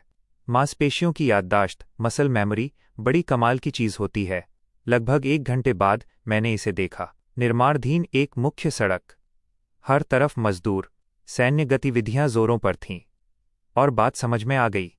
जू मुस्कुराया। समझ गए मेरा नया बॉस कौन है? मैंने सिर हिलाया। नया छावनी कमांडर लिकू, एक ऐसा नाम जिसका मूल व्यक्ति ये डो के लिए साफ तौर पर बहुत बड़ा मतलब था। पहेली का एक और टुकड़ा अपनी जगह पर बैठ रहा था। इस शरीर में मेरा पिछला जीवन जितना किसी ने बताया था उससे कहीं ज्यादा दिलचस्प था। मैं सोचता हुआ छावनी की तरफ बढ़ा। 2 घंटे पहले मैं एक अंतिम संस्कार के पैसों से केकड़े खरीदने वाला कंगाल गांव का मुखिया। अब मैं शेलफिश, समुद्री जीवों के लिए मेरे वास्ते जंग में उतर जाने वाले एक आर्मी बडी, एक फ्री मार्केट स्टॉल, एक जादुई शॉपिंग सिस्टम और एक बड़े कमांडर से मिलने के लिए सैन्य घोड़े पर सवार हूं। पहले दिन के हिसाब से बुरा नहीं है। कोई आश्चर्य नहीं कि शियाओशू ऐसे व्यवहार कर रहा था जैसे पूरा शहर उसी का हो। ये आदमी सिर्फ कोई आम सिपाही नहीं था। वो नए गैरिसन कमांडर आहा चोंगडू के बलबूते पर ऐश कर रहा था। वह मूल रूप से पूरे क्षेत्र का सैन्य गवर्नर है, और कोई आम कमांडर नहीं। वो ली काई था, जो युद्ध के मैदान का एक प्रमाणित दिग्गज था। उस आदमी को लिटिल फैन कोई उपनाम मिला था, जो प्राचीन चीनी संदर्भों में मिनी कैप्टन अमेरिका कहलाने जैसा है। उसने उस दौर के महानतम जनरल के साथ लड़ाई लड़ी थी, पूरे साम्राज्यों को कुचल दिया था, और अब उसे घर की सफाई करने के लिए सांजा में नियुक्त किया गया था। आहा चोंगडू का ओहदा काउंटी मजिस्ट्रेटों से भी ऊपर है, जिसके पास सैन्य और नागरिक मामलों, खेती, जनगणना, हर चीज पर अधिकार है। और ये विशेष व्यक्ति एक शक्तिशाली कुलीन परिवार से आया था, जिसके राजनीतिक संबंध राजधानी तक फैले हुए थे। तो हाँ, शियाओ बाजार में डींगे नहीं हाँक रहा था। उसके पीछे एक परमाणु विकल्प का हाथ था। हम गैरिसन शिविर में पहुंचे और सच कहें तो ये निराशाजनक था। यहाँ तैनात सिपाही, खैर ऐसे समझ लीजिए जैसे नन्हे बच्चों और बुजुर्गों से बनी कोई फुटबॉल टीम हो। इनमें से कुछ योद्धा ऐसे लग रहे थे जो तेज हवा के झोंके से भी हार जाएंगे। जंग लगे कवच, टूटे हुए हथियार, शून्य मनोबल। अधिकारी जो मोर्चे से ट्रांसफर होकर आए हुए असली युद्ध के दिग्गज थे, ऐसे हारे हुए चेहरों के साथ घूम रहे थे जैसे कोई प्रोफेशनल शेफ हो जिसे सिर्फ केचप और बासी ब्रेड से खाना बनाने के लिए मजबूर किया गया हो। हालांकि मैं समझ गया था, सालों के युद्ध ने साम्राज्य को अंदर से खोखला कर दिया था। हर तंदुरुस्त आदमी या तो मर चुका था, उत्तर में खाना बदोशों से लड़ रहा था, या छिपा हुआ था। घरेलू रक्षा के लिए जो कुछ भी बचा था वो इंसानी बचे खुचे टुकड़ों के समान था। हमें कमांडर ली कोई अपने तंबू में कवच के बजाय विद्वान का चोगा पहने गचिन बजाते हुए मिले। लाल रंग की एक खूबसूरत महिला उसके बगल में अगरबत्ती जला रही थी। बहुत ही कलात्मक, बहुत ही प्रताड़ित, प्रतिभाशाली सौंदर्यबोध। मैं जू के साथ बैठ गया और सुनने लगा। संगीत वास्तव में बहुत शानदार था, लेकिन सुंदर धुनों के नीचे मैं इसे सुन सकता था। निराशा, एक योद्धा का ऐसा गुस्सा जिसे निकालने की कोई जगह नहीं थी। युद्ध के मैदानों को जीतने वाला एक आदमी अब ऐसी प्रांतीय समस्याओं की बेबीसिटिंग करने में फंसा हुआ था जिनसे वो पार नहीं पा रहा था। जब वो संगीत बजा रहा था, मैंने कागज और ब्रश उठाया और लिखना शुरू कर दिया। मैं खुद को रोक नहीं पाया। अपने आधुनिक ज्ञान और मूल ये के सैन्य अनुभव के बीच विचार संगीत से भी ज्यादा तेजी से उमड़ रहे थे। तुम कब से संगीत की सराहना करने लगे? लिकू ने बजाना बंद किया और मुझ पर मुस्कुराए। मैं संगीत के बारे में कुछ नहीं जानता, मैंने स्वीकार किया, लेकिन मैं एक ऐसे आदमी को सुन सकता हूं जो लड़ना चाहता है और जिसके पास लड़ने के लिए कोई नहीं है। तभी उसकी बेटी प्रकट हुई। ली, लाल लिबास, पेंटिंग जैसा चेहरा, झरने जैसे बाल, ऐसी खूबसूरती जिसे देखकर शियाओ जू अपनी ही जीभ निगल जाए। बात पूरी होते होते उसने अपने पिता की तलवार खींची और मुझ पर इतनी तेजी से वार किया कि हवा में सीटी की आवाज गूंज उठी। वाह, क्या स्वागत है! जाहिर है ये है, तुम बड़े हो गए हो। यादें ताज़ा होते ही मेरे मुंह से निकल पड़ा। क्या तुम्हारा मतलब है कि मैं पहले छोटी थी? वो मुझे सचमुच घोंप देने के लिए तैयार लग रही थी। ओह, ओह, अब मुझे याद आया। सालों पहले आर्मी कैंप में एक छोटा बच्चा सैन्य क्षेत्र में खुले में शौच कर रहा था। मूल ये डो ने अनुशासन अधिकारी के रूप में वहां दौड़कर आते हुए उस बच्चे की पीठ पर लात मारी थी। पता चला कि वो बच्चा कमांडर की बेटी थी। वो भूली नहीं थी। साल बीत चुके थे और वो आज भी उस लात पर गुस्सा थी। औरतें और हाथी भाई, वे कभी नहीं भूलते। लिकू ने उसे काम की बात करने के लिए वहां से भेज दिया और मैंने उसे अपना कागज थमा दिया। यह एक रणनीतिक योजना थी। उसके भूखे सैनिकों को खाना खिलाने का तरीका, बुजुर्गों और बच्चों की इस तीतर बितर सेना से तेजी से युद्धक क्षमता विकसित करने का तरीका, और क्षेत्र में स्थिरता लाने के अपने मिशन को वास्तव में पूरा करने का तरीका। 2 जन्मों का ज्ञान एक ही दस्तावेज में समाया हुआ था। उसे पढ़ने के दौरान उसके चेहरे पर लगभग 7 तरह के भाव आए। हैरानी, अचंभा, अविश्वास, फिर लगभग सम्मान जैसा कुछ। ये दूसरी बार है जब तुमने मेरी जान बचाई है, उसने कहा और मेरे आगे झुकने की कोशिश की। एक गैरिसन कमांडर का एक कंगाल गांव के मुखिया के आगे झुकना। श्रीमान, क्या आप मुझे मरवाना चाहते हैं? एक कमांडर का गांव के मुखिया को झुककर सलाम करना। लोग सोचेंगे कि मैं आपको ब्लैकमेल कर रहा हूं। ई गुस्से में वापस आ गई। डैडी, आप इसके आगे क्यों झुक रहे हैं? इस लात मारने वाले के आगे?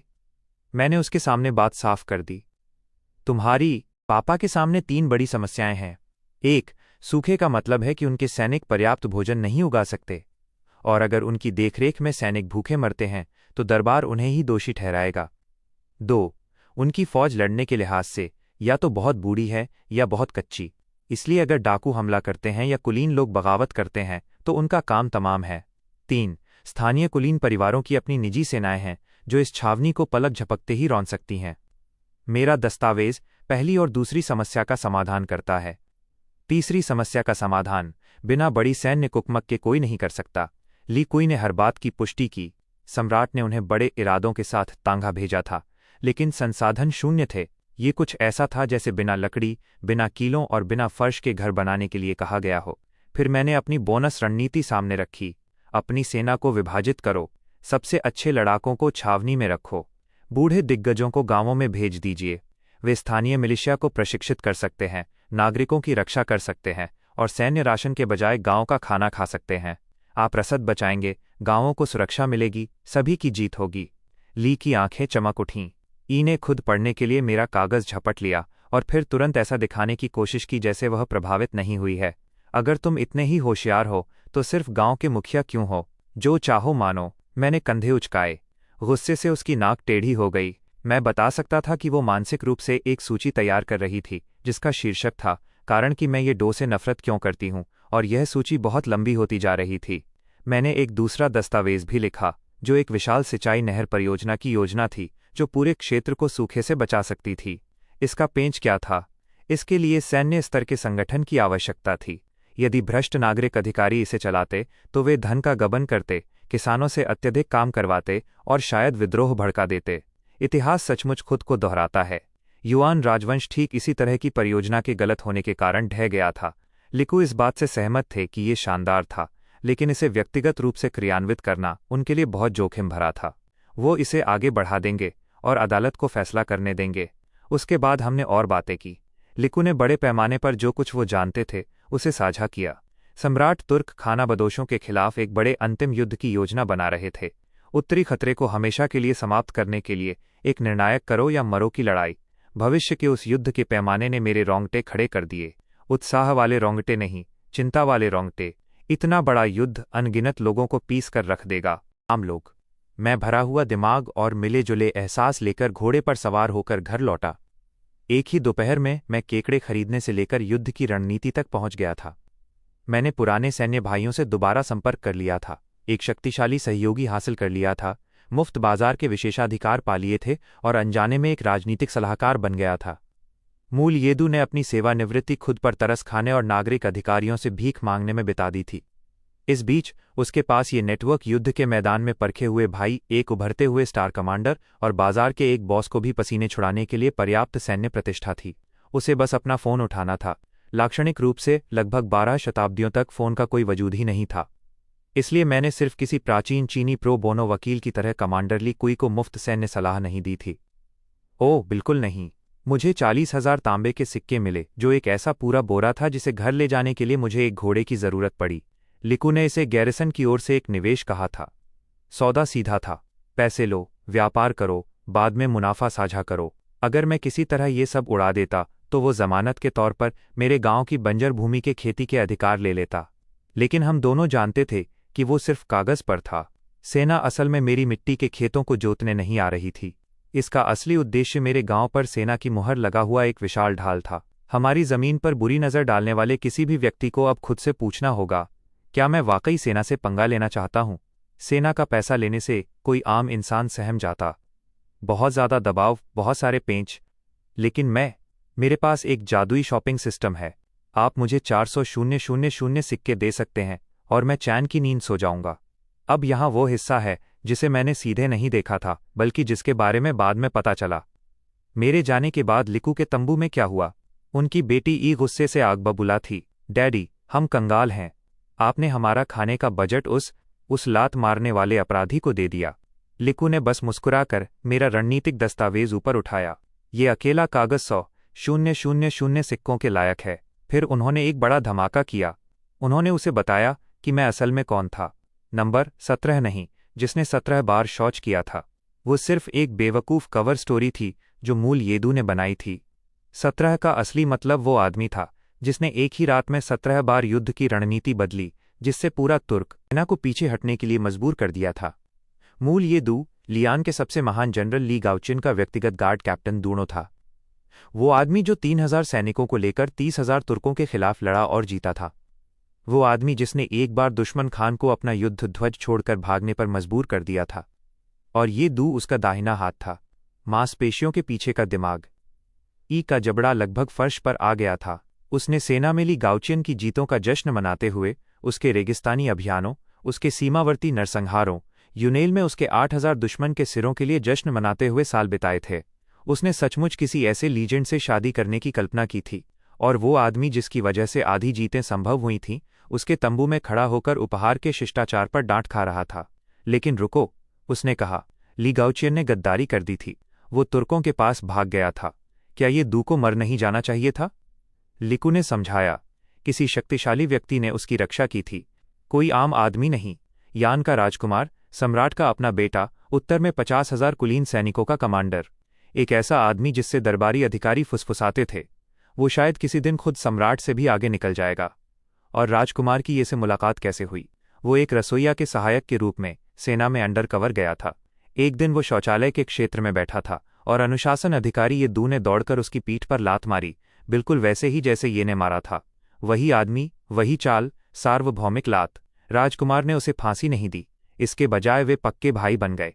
और जब गाउचियन की गद्दारी हुई और उससे जुड़े हर व्यक्ति को बाहर का रास्ता दिखाया जाने लगा, तो राजकुमार ने चुपचाप ये दू को सिर कलम करने के बजाय गांव का मुखिया बना दिया। कोई आम गांव का मुखिया नहीं, बल्कि सुंदर महिलाओं से भरे गांव का मुखिया। ये सचमुच कहीं अच्छी जगह छिपने और मौज मस्ती करने का असाइनमेंट था, सिवाय इसके कि मूल ये इसके मज़े लेने या मदद मांगने के लिए बहुत अभिमानी और बहुत मूर्ख था। वो बस अपनी मिट्टी की झोपड़ी में भूखा बैठा रहा, अपने सैन्य संपर्कों से संपर्क करने से इनकार करता रहा। Classic tough guy syndrome. ई के चेहरे पर 30 सेकंड में लगभग 47 तरह के भाव आए। तो इस बेवकूफ़ को यान के राजकुमार का समर्थन प्राप्त है। उसने शाही व्यक्ति की पीठ पर लात मारी है, और वो भावी सम्राट का सबसे अच्छा दोस्त है। और यही, लिकू ने अपने सोफे पर सबसे शातिर पिता की तरह चाय की चुस्की लेते हुए कहा, जीवित रहना ही वो वजह है जिसके कारण 4,000 सिक्के बहुत सस्ता सौदा हैं। इस बीच अपनी खुद की इस महाकाव्य पृष्ठभूमि से पूरी तरह बेखबर मैं एक राजा की तरह महसूस करते हुए बाजार वापस जा रहा था। 40,000 सिक्के, मैं अमीर हूं। तभी हकीकत ने मेरे चेहरे पर एक तमाचा मारा। मैं घोड़े और गाड़ी की दुकान पर रुका। मालिक झपकी ले रहा था। वो जागा, उसने मेरा भारी पैसों का थैला और बढ़िया घोड़ा देखा और अचानक मेरा सबसे पक्का दोस्त बन गया। स्वागत है, स्वागत है। खरीदना है या बेचना है? मैंने उसकी दुकान के सबसे शानदार घोड़े और गाड़ी की तरफ इशारा किया। कितने का है? घोड़ा 1,20,000 का, गाड़ी 30,000 की, कॉम्बो डील 145,000 की। मेरे दिमाग से टूटे हुए गिटार के तार जैसी आवाज आई। क्या आप मजाक कर रहे हैं श्रीमान? आप एक चाकू लेकर चलते हैं। मैं हथियारबंद आदमियों के साथ मजाक नहीं करता। यह घोड़ा 3 साल का है, अपनी जवानी के दिनों में। गाड़ी मास्टर क्राफ्टेड है। राजधानी में इसकी कीमत कम से कम 2 लाख होगी। मैं वहीं खड़ा होकर गणित लगाने लगा और वास्तविक समय में अपनी अमीर टाइकून वाली कल्पना को बिखरते हुए देखने लगा। मेरे 40,000 सिक्के, जो 10 मिनट पहले एक बड़ी रकम लग रहे थे, इस अर्थव्यवस्था में एक घोड़ा भी नहीं खरीद सकते थे। अपनी पुरानी जिंदगी में मैं एक कार खरीदने लायक भी नहीं कमा पाता था। अब मेरा पुनर्जन्म हो चुका है और मैं तब भी एक कार नहीं खरीद सकता। ब्रह्मांड अपनी क्रूरता में बहुत सुसंगत है। मैंने अपनी शान को ताक पर रखा और वही खरीदा जिसे मैं वास्तव में खरीद सकता था। एक बैल 30,000 सिक्के और एक माल ढोने वाली गाड़ी 9,000 सिक्के। मैंने लगभग सब कुछ खर्च कर दिया था, तो मैं एक सैन्य घोड़े पर सरपट दौड़ने से लेकर 3 मील प्रति घंटे की रफ्तार से चलने वाली बैलगाड़ी पर बैठने तक आ गया था। ये गिरावट शारीरिक रूप से दर्दनाक थी, लेकिन कम से कम मेरे पास पहिए तो थे। आज से पहले मेरे गांव में एक गधा तक नहीं था। मैंने अपने आखिरी 1,000 सिक्के मेरे सिस्टम से 200 पाउंड चावल खरीदने में खर्च किए, बैलगाड़ी पर माल लादा और चरमराहट करते हुए बाजार वापस आ गया। बाजार में फिर से हलचल मच गई थी। कमिश्नर लू ने इसे फिर से खोल दिया था और हर कोई ऐसे काम में जुटा था मानो कुछ हुआ ही न हो। जीवित रहने के लिए कोई छुट्टी नहीं होती। लू ने बाजार में मेरे लिए सबसे अच्छा स्टॉल बचा कर रखा था और गुंडों को पहरे पर बिठा रखा था ताकि कोई उसे छू न सके। जिस पल उसने मुझे आते देखा, वो माफी की तलाश कर रहे एक गोल्डन रिट्रीवर की तरह भागता हुआ आया। मैंने उसे मक्खी की तरह भगा दिया। सुनो, तुम्हारी चापलूसी की सराहना करता हूं, लेकिन मुझे अभी अभी पता चला है कि 40,000 सिक्कों में एक फैंसी घोड़ा भी नहीं आ सकता। मेरा मूड छोटी मोटी बातें करने का बिल्कुल नहीं है। मुझे चावल बेचने हैं, केकड़े पलटने हैं और एक साम्राज्य एक तांबे के सिक्के से निर्माण करो। अमीर होना जितना मैंने सोचा था उससे कहीं ज्यादा महंगा है। जब मैं वापस बाजार में पहुंचा तो मैं एक सेलिब्रिटी बन चुका था। प्राचीन चीन में खबरें बहुत तेजी से फैलती हैं। जब तक मेरी बैलगाड़ी दरवाजे से अंदर आई, तब तक हर एक विक्रेता ये कहानी सुन चुका था कि उस पागल लड़के ने 20 गुंडों की पिटाई कर दी, कमिश्नर लू को घुटने टेकने और पेशाब करने पर मजबूर कर दिया और फिर एक सैन्य घोड़े पर सवार होकर निकल गया। मैं लगभग 2 घंटे में एक आम दुबले पतले अजनबी से एक महान योद्धा हीरो बन गया था, और जाहिर है अचानक हर कोई मेरा सबसे बड़ा फैन बन गया था। ओह, मुझे उसी पल पता चल गया था जब मैंने उसे देखा था कि वो कुछ खास है। जब वो एलएसी के गुंडों से लड़ रहा था तो मैं भीड़ में से हूटिंग कर रहा था, हम एक तरह से भाई ही हैं। जरूर तुम थे भाई। मुझे अच्छी तरह याद है कि तुम शलजम के एक बैरल के पीछे छिपे हुए थे। इस बीच जिन लोगों ने असल में मेरी मदद की थी वे इस बारे में पूरी तरह चुप थे। वोंगलाओ वहीं बैठकर अपने पोर्क सुअर के मांस को गले लगा रहा था, एक बेवकूफ की तरह मुस्कुरा रहा था, मेरे केकड़ों को देख रहा था और एक शब्द भी नहीं बोल रहा था। टोफू वाली महिला शांति से टोफू बेच रही थी, मानो उसने 3 घंटे पहले किसी क्राइम बॉस के मुंह पर चिल्लाया न हो। असली लोग डींग नहीं हाँकते। सम्मान। मैंने अपनी बैलगाड़ी खड़ी की और उस प्रीमियम स्टॉल पर अपनी दुकान लगाई जिसे लू ने बाह पर पट्टी बांधे सुरक्षा गार्डों के साथ मेरे लिए आरक्षित रखा था। आज सुबह की तुलना में ये बहुत अलग बर्ताव था और मैं व्यापार के लिए तैयार था। 200 पाउंड चावल, सुंदर गोल मटोल चमकते हुए दाने जो खाने योग्य मोतियों जैसे लग रहे थे, सिस्टम से खरीदी गई ऐसी क्वालिटी जिसने स्थानीय चावल को कंकड़ जैसा बना दिया था। बाजरा 25 सिक्के प्रति पाउंड, सफ़ेद चावल 30 सिक्के प्रति पाउंड। बाजार का भाव चावल के लिए 40 और बाजरे के लिए 30 था। मैं शहर में सबसे सस्ता और सबसे अच्छी क्वालिटी वाला विक्रेता था। लोग मुझ पर टूट पड़े। टोफू वाली महिला ने तुरंत 10 पाउंड खरीद लिए। लू को कुछ चाहिए था, लेकिन उसके पास एक भी पैसा नहीं बचा था। उसने वो सब कुछ उस पोर्क पर खर्च कर दिया था जो मैंने उसे बेचा था। उसने एक भ्रमित भालू की तरह अपना सिर खुजाया। श्रीमान, अगर मैं बाद में जाकर और केकड़े पकड़कर आपके गांव ले आऊं तो क्या मुझे अभी चावल मिल सकते हैं? मैंने एक प्लास्टिक की थैली में 2 पाउंड चावल निकाले। हाँ, सिस्टम प्लास्टिक की थैली बेचता है।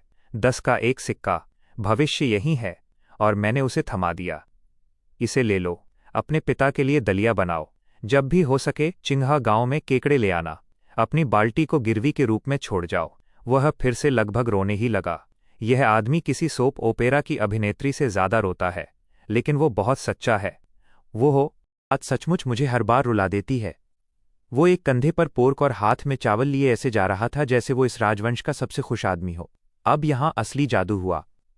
जब कोई नहीं देख रहा था, मैंने केकड़े की बाल्टी को छुआ और बेच दिया। सभी उच्च मूल्य वाले केकड़े सिस्टम में गायब हो गए। तुरंत 4 अंकों का मुनाफा। फिर मैंने बाल्टी को फिर से भरने के लिए कुछ सामान्य फार्म संवर्धित केकड़े मंगाए ताकि ये अभी भी सामान्य लगे। सिस्टम से दूसरे 200 पाउंड चावल खरीदने के लिए मुनाफे का इस्तेमाल किया। बैल की आड़ में इसे अपनी गाड़ी पर लाद लिया। किसी ने 100 पाउंड कुल के बारे में कुछ नहीं देखा। देखते ही देखते सारा सामान बिक गया। बाजार के विक्रेताओं ने सब कुछ खरीद लिया। उन्हें भी बाकी लोगों की तरह ही भोजन की उतनी ही सख्त जरूरत थी। जब तक मैंने रोका, मेरे पास लगभग कुछ न होने के बावजूद 20,000 से अधिक तांबे के सिक्के थे। आज सुबह मैं आधिकारिक तौर पर एक बिचौलिया, एक पुनर्विक्रेता, एक फ्लिप करने वाला, एक प्राचीन चीनी आर्बिट्रेज विशेषज्ञ बन गया हूं। मेरा बिजनेस स्कूल एक तैरता हुआ होलोग्राम शॉपिंग मॉल है जिसे सिर्फ मैं देख सकता हूं। और मेरा MBA ये है कि सफलता के नशे में मत पकड़े जाओ। मैंने और अधिक अवसरों के लिए शहर की टटोलना शुरू किया। अनाज का व्यापार बहुत अच्छा था, लेकिन मैं बिना लोगों के सवाल पूछे जादुई रूप से चावल पैदा करना जारी नहीं रख सकता था। मुझे आखिरकार एक उचित दुकान की जरूरत थी। मैं और क्या बेच सकता था? नमक। मैंने डियान में सरकारी नमक की दुकान का दौरा किया। नमक एक राज्य एकाधिकार है। केवल सरकार ही इसे बेच सकती है। उनके पास जो सामान था वो भयानक था। खुरदरा, गंदा, रेतीला, रेत के साथ मिला हुआ, और इसका स्वाद कड़वा था। 125 सिक्के प्रति बुशेल। और जाहिर तौर पर यह सस्ता था। कुछ साल पहले इसकी कीमत 500 थी। मैंने अपना सिस्टम चेक किया। बढ़िया ग्रेड का रिफाइंड नमक 6 सिक्के प्रति पाउंड। प्रॉफिट मार्जिन ने मेरे सिर को घुमा दिया, -20 गुना से अधिक मार्कअप। लेकिन निजी तौर पर नमक बेचना सीधे तौर पर राजद्रोह है। वे मेरे माथे पर विद्रोही का स्टिकर चिपकाकर इसे काट देंगे। इसलिए वो योजना फिलहाल शानदार लेकिन आत्मघाती वाले फोल्डर में चली गई। बाहर निकलते समय मेरी मुलाकात सुबह की गश्त के अपने नए दोस्त छोटे सिपाही यीची से हो गई। उसने माफी मांगते हुए सिर झुकाया। श्रीमान, आपके पानी केतली के बारे में। हमारे कमांडर ने उसे ले लिया। उसे अंदर जो भी था वो वास्तव में बहुत पसंद आया। मेरी कोका कोला की केतली एक सैन्य कमांडर ने जब्त कर ली थी।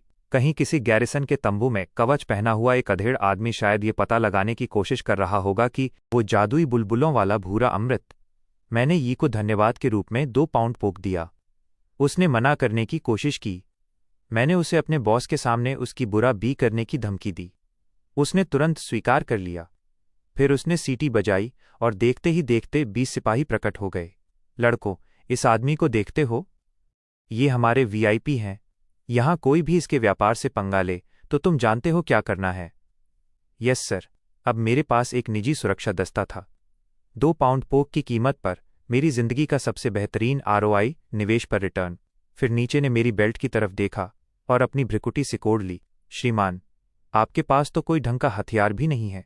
बिना तलवार वाला आदमी बिना दांतों वाला बाघ होता है। मेरे साथ आइए। वो मुझे अपने शिविर में ले गया जहां एक बूढ़ा लोहार जब्त किए गए डाकुओं के हथियारों को खेती के औजारों, हंसियों, बर्तनों और लोहे की प्लेटों में पिघला रहा था। ईमानदारी से कहें तो ये एक समझदारी भरा काम था, लेकिन उन्होंने कुछ उच्च मूल्य वाली चीज़ों को सुरक्षित रख लिया था। यीची ने मुझे हथियारों के एक रैक की ओर इशारा किया। मैंने एक तलवार उठाई। खैर, ये एक पुराने स्टाइल की रिंग पोमेल वाली कृपाण सेबर थी। यह मानक सैन्य हथियार नहीं था। ये प्राचीन लग रहा था। म्यान सड़ रही थी और उस पर पुराना खून तथा तालाब की कीचड़ जमी हुई थी। लेकिन इसकी धार, ओ मम्मा, मास्टर फोर्ज्ड। कम से कम 100 परत वाला स्टील। एकदम सही धार। एक भी खरोंच नहीं। वो वाली, मैंने कहा। ईची घबराया हुआ सा दिखने लगा। श्रीमान, क्या आपको यकीन है? वो चीज़ अजीब है। हमने उसे किसी डाकू से भी नहीं छीना था। हमने उसे तालाब के कीचड़ में दबा हुआ पाया था। ये अविश्वसनीय रूप से कुंद है। हम चाहे जो कोशिश कर लें, ये तेज नहीं होती। और इसका वजन 11 पाउंड है। सामान्य तलवारों का वजन 3 या 4 पाउंड होता है।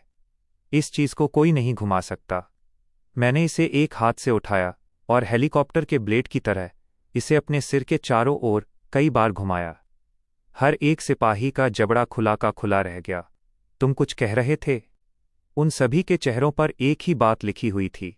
सरकार ने इस आदमी को किसी गांव में मुखिया बनाकर भेजा है या वे पागल हो गए हैं। मैंने 5 पाउंड पोर्क और दिया और अपनी नई 11 पाउंड की रहस्यमयी तलवार वफादार सैनिकों के एक दस्ते और एक महामानव डेमागॉड की प्रतिष्ठा के साथ बाहर निकल गया। घर की सवारी के लिए अंतिम शॉपिंग लिस्ट: 10 पाउंड चावल, 5 पाउंड पोर्क, अंडों का एक क्रेट, छोटी पत्ता गोभी, अजीनोमोटो, महीन नमक, सिचुआन मिर्च, चक्रफूल, स्टार एनीज और ताज़ी हरी प्याज। मैं अपने परिवार के लिए एक ऐसा खाना बनाने जा रहा था जिसे देखकर उनके पूर्वज भी ईर्ष्या से रो पड़ते। कुल बचा हुआ नकद 20,000 सिक्के। जब तक मैं दूसरा घोड़ा खरीदने की कोशिश नहीं करता, मैं मूल रूप से एक लखपति था। इस बीच हमारे गांव जाने वाले रास्ते पर मेरी बड़ी बहन शियोयू गांव की कुछ और महिलाओं के साथ घर वापस आ रही थी, जिसके पास माँ का हेयरपिन गिरवी रखने और जियाओ गांव की एक बैलगाड़ी के उनके पीछे पीछे चलने से मिले 1,500 सिक्के थे। वही सुबह वाले बदमाश 2-2 सिक्के में सवारी की पेशकश कर रहे थे। आ जाओ महिलाओं, चढ़ जाओ, हमने सिर्फ तुम्हारे लिए नरम घास की चटाई बिछाई है। एक युवा महिला ने लगभग ये प्रस्ताव स्वीकार कर लिया था, जब तक कि एक बुजुर्ग महिला ने फुसफुसाते हुए मना नहीं किया। क्या तुम पागल हो? वे तुम्हें पहाड़ों में घसीट कर ले जाएंगे और जंगली आदमियों को बेच देंगे। शियो यू ने उसका समर्थन किया। जियाओ गांव के आदमी लगातार हमें परेशान करते हैं। वो तुम्हें किसी खेत में खींच ले जाएगा और बर्बाद कर देगा। वो युवा महिला इतनी तेजी से महिलाओं के समूह के बीच में वापस दौड़ी कि वो लगभग गिर ही गई थी। जियाओ गांव के बैलगाड़ी चालक का चेहरा काला पड़ गया था। वो सुंदर लड़कियों को ऐसे घूर रहा था जैसे वे मेनू में कोई चीज़ हों, और लोग हैरान होते हैं कि इस जगह को विडो विलेज, विधवाओं का गांव क्यों कहा जाता है। ये सिर्फ इसलिए नहीं है क्योंकि यहाँ के मर्द मर चुके हैं, ये इसलिए है क्योंकि यहाँ की जीवित महिलाएं बिना शिकार बने घर वापस भी नहीं चल सकती हैं। चिंता मत करो महिलाओं, तुम्हारे गांव के मुखिया ने अभी अभी एक 11 पाउंड की ऐसी तलवार खरीदी है जो तेज नहीं होती, लेकिन मालगाड़ी की तरह जोरदार वार करती है। बाघ के दांत वापस आ गए हैं।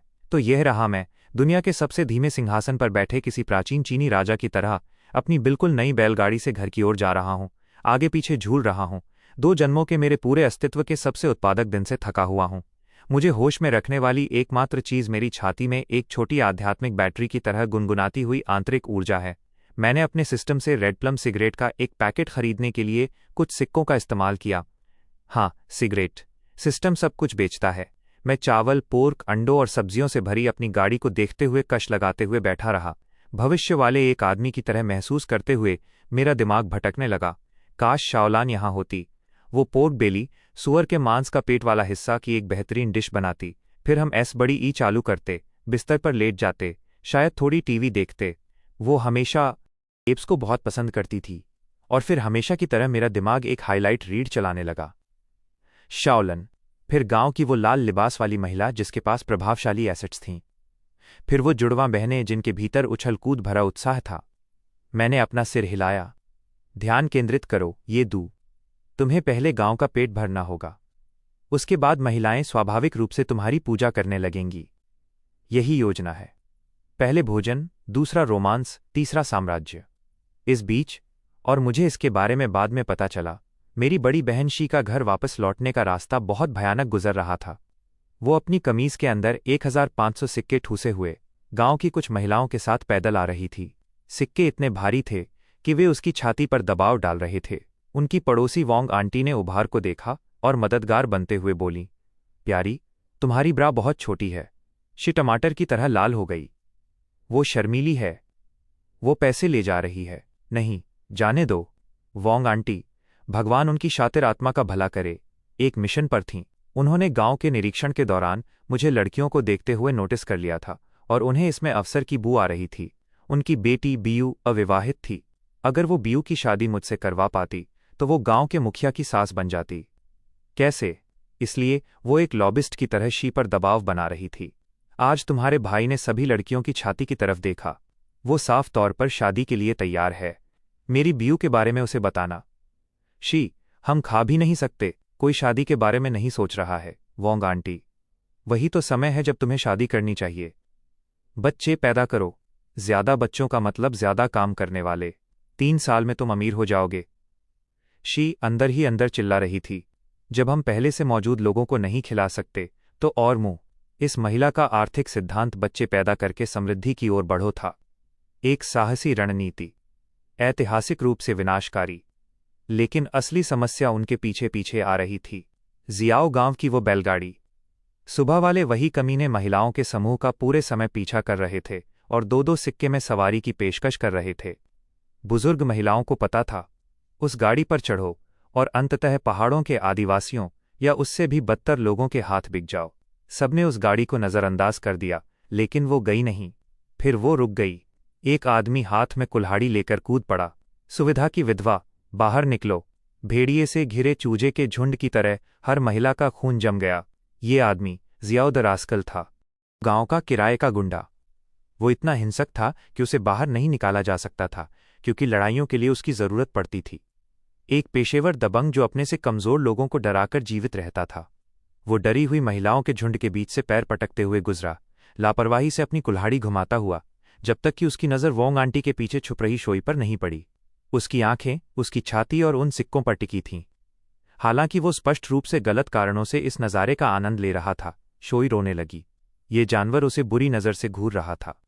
वोंग आंटी, जहां श्रेय बनता है देना चाहिए, ने एक इंसानी ढाल की तरह शी के सामने खुद को खड़ा कर लिया। आंशिक रूप से सच्ची सुरक्षा की भावना से, आंशिक रूप से क्योंकि वो मन ही मन हिसाब लगा रही थीं। अगर मैं गांव की मुखिया की बहन को बचा लूं तो ये निश्चित रूप से शादी का रिश्ता पक्का करवाने लायक तो है ही। फिर जियाउद रास्कल ने अपनी असली चाल चली। उसने दावा किया कि सन विडो, सूर्य की विधवा के ऊपर सालों पहले का, जब उसका पति बीमार था, 20 सिक्के का उधार है। ब्याज के साथ अब वो 2000 हो चुका था। एक क्लासिक लोन शार्क, सूदखोर का जाल। पूरी तरह बकवास। सन विडो ने उससे कभी एक भी सिक्का उधार नहीं लिया था। जब आपका अपना गांव का मुखिया खुलकर उधार देता है तो आप पड़ोसी गांवों से पैसे उधार नहीं लेते। यह कर्ज वसूली के भेष में अपहरण था। गांव की महिलाओं ने एक सुरक्षा दीवार की तरह सन विडो को घेर लिया, लेकिन वो खुद रोते हुए और गुस्से में बाहर आ गई। मैंने तुमसे कभी कुछ उधार नहीं लिया, तुम झूठ बोल रहे हो। और तभी मेरी छोटी बहन ने कुछ ऐसा किया जो अविश्वसनीय रूप से साहसी भी था और बेहद मूर्खतापूर्ण भी। शोई आगे बढ़ी, कांपती हुई, चेहरे पर अभी भी आंसू थे, आवाज कांप रही थी। जियाउद रास्कल, दफा हो जाओ, मेरा भाई आ रहा है और वो तुम्हारी पिटाई कर देगा। उसने वोंग आंटी से सुना था कि मैंने आज सुबह जियाओ गांव के मुखिया की पिटाई कर दी थी। वो नहीं जानती थी कि ये सच था या नहीं, लेकिन वो मेरे नाम को एक उधार की तलवार की तरह लहरा रही थी। वह बदमाश मुस्कुराया, वह भद्दी शिकारी मुस्कान। ओ, छोटी शोई हीरो बनना चाहती है। कैसा रहेगा अगर तुम आज अपनी उस गिरवी की दुकान वाले सिक्के निकालकर सन विडो के, तुम और तुम्हारा भाई बहुत अच्छे इंसान हो, है ना? पैसे चुकाओ। शोई का खून ठंडा पड़ गया। वह गिरवी की दुकान वाले पैसों के बारे में जानता था। वो उस पर नजर रखे हुए था। ये पूरी बात, फर्जी कर्ज, कुल्हाड़ी, मीलों तक उनका पीछा करना, ये सब एक सुनियोजित चाल थी। और निशाना सन विडो नहीं थी। निशाना वो 1500 सिक्के थे जो मेरी बहन की कमीज के अंदर ठूंसे हुए थे। और मैं कहाँ था? बड़ा भाई, योद्धा, अपनी नई 11 पाउंड की तलवार के साथ उनसे आधा मील पीछे एक बैलगाड़ी पर 3 मील प्रति घंटे की रफ्तार से सिगरेट पीते हुए और लड़कियों के सपने देखते हुए आ रहा था। मैं कसम खाता हूं कि अगर इस बैल की वजह से मेरी बहन को कुछ हुआ तो जियाउद रास्कल की शानदार योजना ये थी, और मुझे उसकी दाद देनी होगी। ये लगभग चालाकी भरी थी। उसने आज सुबह मेरी बहन शोई को गिरवी की दुकान पर जाते हुए देख लिया था, एक परजीवी की तरह उसका पीछा किया था, उसके जाने का इंतजार किया था, और फिर दुकानदार से पूछा था कि उसे कितने मिले। 1500 सिक्के। उसके छोटे से चूहे जैसे दिमाग की बत्ती जल गई, लेकिन वो सीधे तौर पर उसे लूट नहीं सकता था। ये बहुत स्पष्ट हो जाता। इसलिए उसने एक ऐसे सूदखोर को ढूंढा जो फर्जी दस्तावेज बनाने में माहिर था। एक फर्जी IOU ऋणपत्र तैयार करवाने के लिए 200 सिक्के दिए और उसे सन विडो के नाम मढ़ दिया। प्लान सीधा था। सन विडो पर उसका उधार है। हमारे परिवार का नियम है कि हम गांव की सभी महिलाओं की समस्याओं को संभालते हैं। इसलिए अगर वो सन विडो पर दबाव डालता तो मेरी कोमल दिल वाली बहन अपनी गिरवी की दुकान वाले पैसों से भुगतान कर देती। 1500 सिक्कों के लिए 200 सिक्कों का निवेश की वापसी। प्राचीन चीनी धोखाधड़ी अपने बेहतरीन रूप में। उसने तब तक इंतजार किया जब तक वे वीरान इलाके में नहीं पहुंच गए। आसपास कोई गांव नहीं था, कोई मदद आने वाली नहीं थी। फिर वो अपनी गाड़ी से कूदा, कुल्हाड़ी लहराते हुए, और कर्ज के बारे में चिल्लाने लगा। उसने तमाशा देखने के लिए यात्रियों की एक भीड़ भी इकट्ठा कर ली थी। वो अपने जाली IOU ऋणपत्र को किसी ट्रॉफी की तरह हवा में लहरा रहा था। सब लोग देखो, सफेद कागज पर काली स्याही है। यहां उसका अंगूठे का निशान है, दिन के उजाले की तरह साफ। भीड़ इस तमाशे का मजा ले रही थी। कुछ लोगों को मेरी बहन पर दया आ रही थी, कुछ लोग बस मनोरंजन के लिए वहां थे। प्राचीन चीन में नेटफ्लिक्स नहीं था। सार्वजनिक रूप से बेइज्जती करना प्राइम टाइम टीवी जैसा था। तुम्हारे भाई ने कहा था कि वो गांव की महिलाओं की सभी समस्याओं का समाधान करता है। रास्कल शोई पर चिल्ला रहा था। वो यहां नहीं है, इसलिए तुम भुगतान करो, जब तक कि उसकी बात सिर्फ हवा हवाई ना हो। वो मेरी अपनी प्रतिष्ठा को मेरी बहन के खिलाफ इस्तेमाल कर रहा था, मेरे सम्मान को हथियार बना रहा था। इस तिलचट्टे ने अपना होमवर्क अच्छे से किया था। शोई बुरी तरह फंस चुकी थी। वह दुनिया की सबसे कोमल दिल वाली इंसान है। किसी को रोते हुए देखती है और उसका बटुआ अपने आप खुल जाता था। वो अपनी कमीज में रखे हर एक सिक्के को सौंपने से महज 2 सेकंड की दूरी पर थी। और तभी मूल्य, जब आप लगाम खींचते हैं तो बैल ऐसी ही आवाज निकालता है। हर कोई पीछे मुड़ गया। वहां मैं था, अपनी बैलगाड़ी पर किसी सोफे की तरह लेटा हुआ, चेहरे पर भूसे की टोपी, मुंह में सिगरेट, धुआं छोड़ते हुए। पीछे सूरज ढल रहा था। हवा मेरे कपड़ों को ऐसे उड़ा रही थी जैसे मैं किसी फिल्म के पोस्टर पर हूं, बस पूरी तरह चिलंदाज में। मैं उठकर बैठा, टोपी उतारी और धीरे धीरे वहां मौजूद हर एक व्यक्ति को देखने लगा। मेरे गांव की महिलाओं ने सबसे पहले प्रतिक्रिया दी।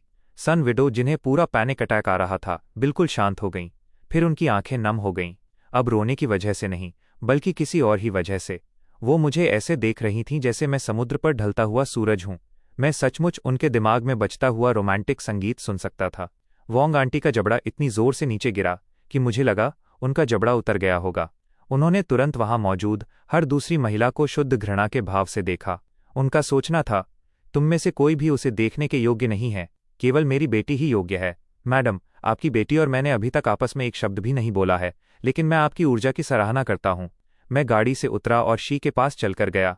अरे बड़ी बहन, तुम ठीक हो?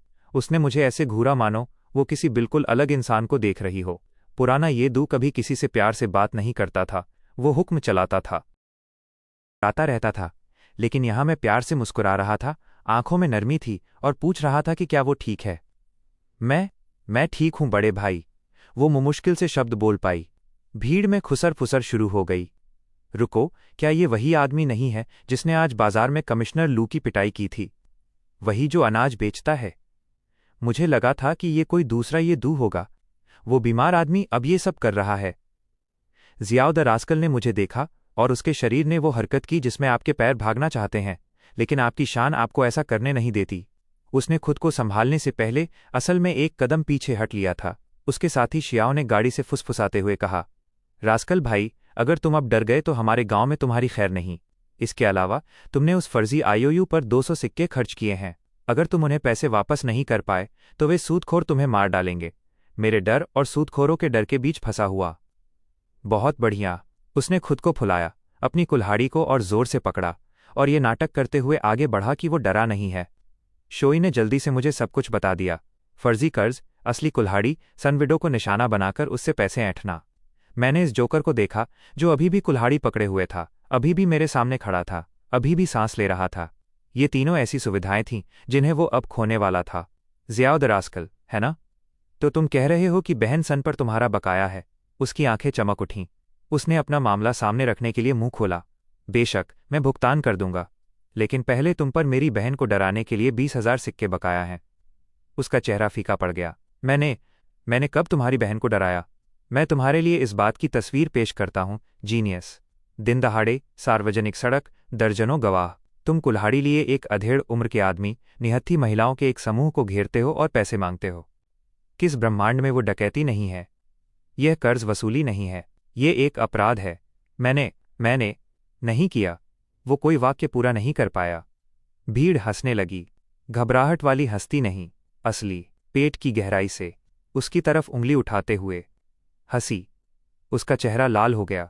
उसने अपनी कुल्हाड़ी उठाई और मेरी तरफ इशारा किया। मैंने एक भौं उठाई। ओह, तो पहले तुम मेरी बहन को लूटते हो, अब तुम मुझे भी लूटना चाहते हो। हंसी और तेज हो गई। गुंडों की एक खासियत होती है, वे डर के सहारे जीते हैं। जिस पल लोग कांपने के बजाय हंसने लगते हैं, वो जादू टूट जाता है। और इस समय जियाओ द रास्कल एक ऐसे आदमी के सामने खड़ा था जिसने 20 हथियारबंद गुंडों को एक डंडे से आज सुबह एक सरकारी अधिकारी की पैंट गीली करवा दी और एक सैन्य सुरक्षा के साथ घर वापस आ गया, और इसके पास केवल एक लकड़हारे की कुल्हाड़ी और कागज का एक फर्जी टुकड़ा था। ये गणित बैठ नहीं रहा था। तुम्हें क्या लगता है तुम मेरे साथ खेल खेल सकते हो? जियाओ द रास्कल चिल्लाया। अब उसने सभ्य होने का नाटक करना बंद कर दिया था। उसने हेलीकॉप्टर के ब्लेड की तरह अपनी कुल्हाड़ी घुमानी शुरू कर दी। मुझे तुम्हारे नियमों की कोई परवाह नहीं है। या तो सन विडो के लिए पैसे चुकाओ या मैं ले रहा हूं। उसकी प्यारी स्पीच वाकई बहुत प्रेरणादायक। इससे मेरे भीतर कुछ भावनाएं जागीं। खास तौर पर इससे मुझे उसके अंडकोश पर वार करने की इच्छा हुई, और मैंने बिल्कुल यही किया। मैंने अपनी नई तलवार भी नहीं निकाली, बस आगे झपटा और म्यान से सीधे उसके मर्मस्थल पर वार कर दिया। आ घ प्रकृति की सबसे खूबसूरत आवाज़। इससे पहले कि वो ये समझ पाता कि उसके होने वाले बच्चों के टिकट रद्द हो चुके हैं, मैंने उसके चेहरे पर लात मारी। वो लगभग 2 मीटर पीछे उड़कर टूटा हुआ सपना बने बोरे की तरह जमीन पर जा गिरा। कुल्हाड़ी छिटककर दूर जा गिरी। तुमने मुझे मारा? उसने धूल में पड़े पड़े चिल्लाकर कहा। हाँ भाई, जब तुम मेरी बहन पर कुल्हाड़ी लहराओगे तो आमतौर पर यही होता है। अब यहाँ एक मज़ेदार बात थी। मेरा शरीर कांप रहा था, कमजोरी से नहीं, थकान से नहीं, बल्कि मेरी नई तलवार की वजह से। जब से मैंने उस 11 पाउंड के भयानक हथियार को उठाया था, मूल ये कि खून की प्यास चरम सीमा पर पहुंच चुकी थी। मेरा हाथ ब्लेड निकालने और कुछ बहुत पक्का स्थायी कर देने के लिए खुजला रहा था। मैं सचमुच इस आदमी को जान से न मारने में उससे कहीं ज्यादा ऊर्जा खर्च कर रहा था जितनी इसे सचमुच मारने में लगती। रास्कल इनमें से कुछ नहीं समझा। उसने मुझे कांपते हुए देखा और सोचा, ये कमजोर है, यह ब्लफ कर रहा है।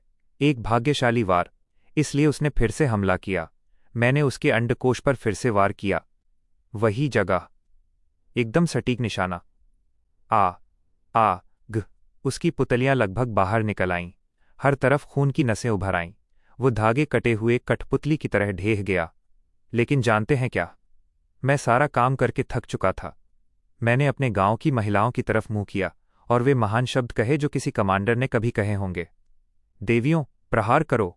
धूल के बादलों, पत्थरों और इधर उधर के मलबे की ओलावृष्टि जियाओ द रास्कल पर बरस पड़ी। वो गेंद की तरह दुबक गया, अपने सिर को ढक लिया और ऐसे चीखने लगा जैसे किसी बारबेक्यू के पहले कोई सूअर चीखता है। फिर वोंग आंटी, इस महिला की ये अद्भुत मिसाल ने फैसला किया। हाथ नाकाफी हथियार थे। उसने अपने पूरे शरीर का इस्तेमाल किया, खुद को एक इंसानी तोले के गोले की तरह हवा में उछाल दिया। धड़म! वो उतरी, लेकिन सबसे पहले उसके पेट पर। ब्लर! उसने वो सब कुछ उल्टी कर दिया जो उसके अंदर था। पीला सामान, सफ़ेद सामान, हरा सामान, ऐसे रंग जो मुझे पता भी नहीं थे कि किसी इंसानी शरीर से निकल सकते हैं। ये खाने के इंद्रधनुष जैसा था, बस भयानक। शी ने वोंग आंटी को खींचकर पीछे हटाया, इससे पहले कि वो सचमुच इस आदमी को अपनी गांड के बल बैठाकर मार डालती। नितंबों के इस्तेमाल से होने वाली अनैतिक गैर इरादतन हत्या मैनहॉटर आज के एजेंडे में नहीं थी। वो बदमाश जैसे तैसे अपने घुटनों पर आया ही था कि मेरी शान शर्मीली मक्खी को भी चोट न पहुंचाने वाली बहनशी ने तीसरी बार उसके पैरों के बीच में जोरदार लात मारी। हैट्रिक! एक ही लड़ाई में 3 बार अंडकोश पर वार। एक नया राजवंश रिकॉर्ड।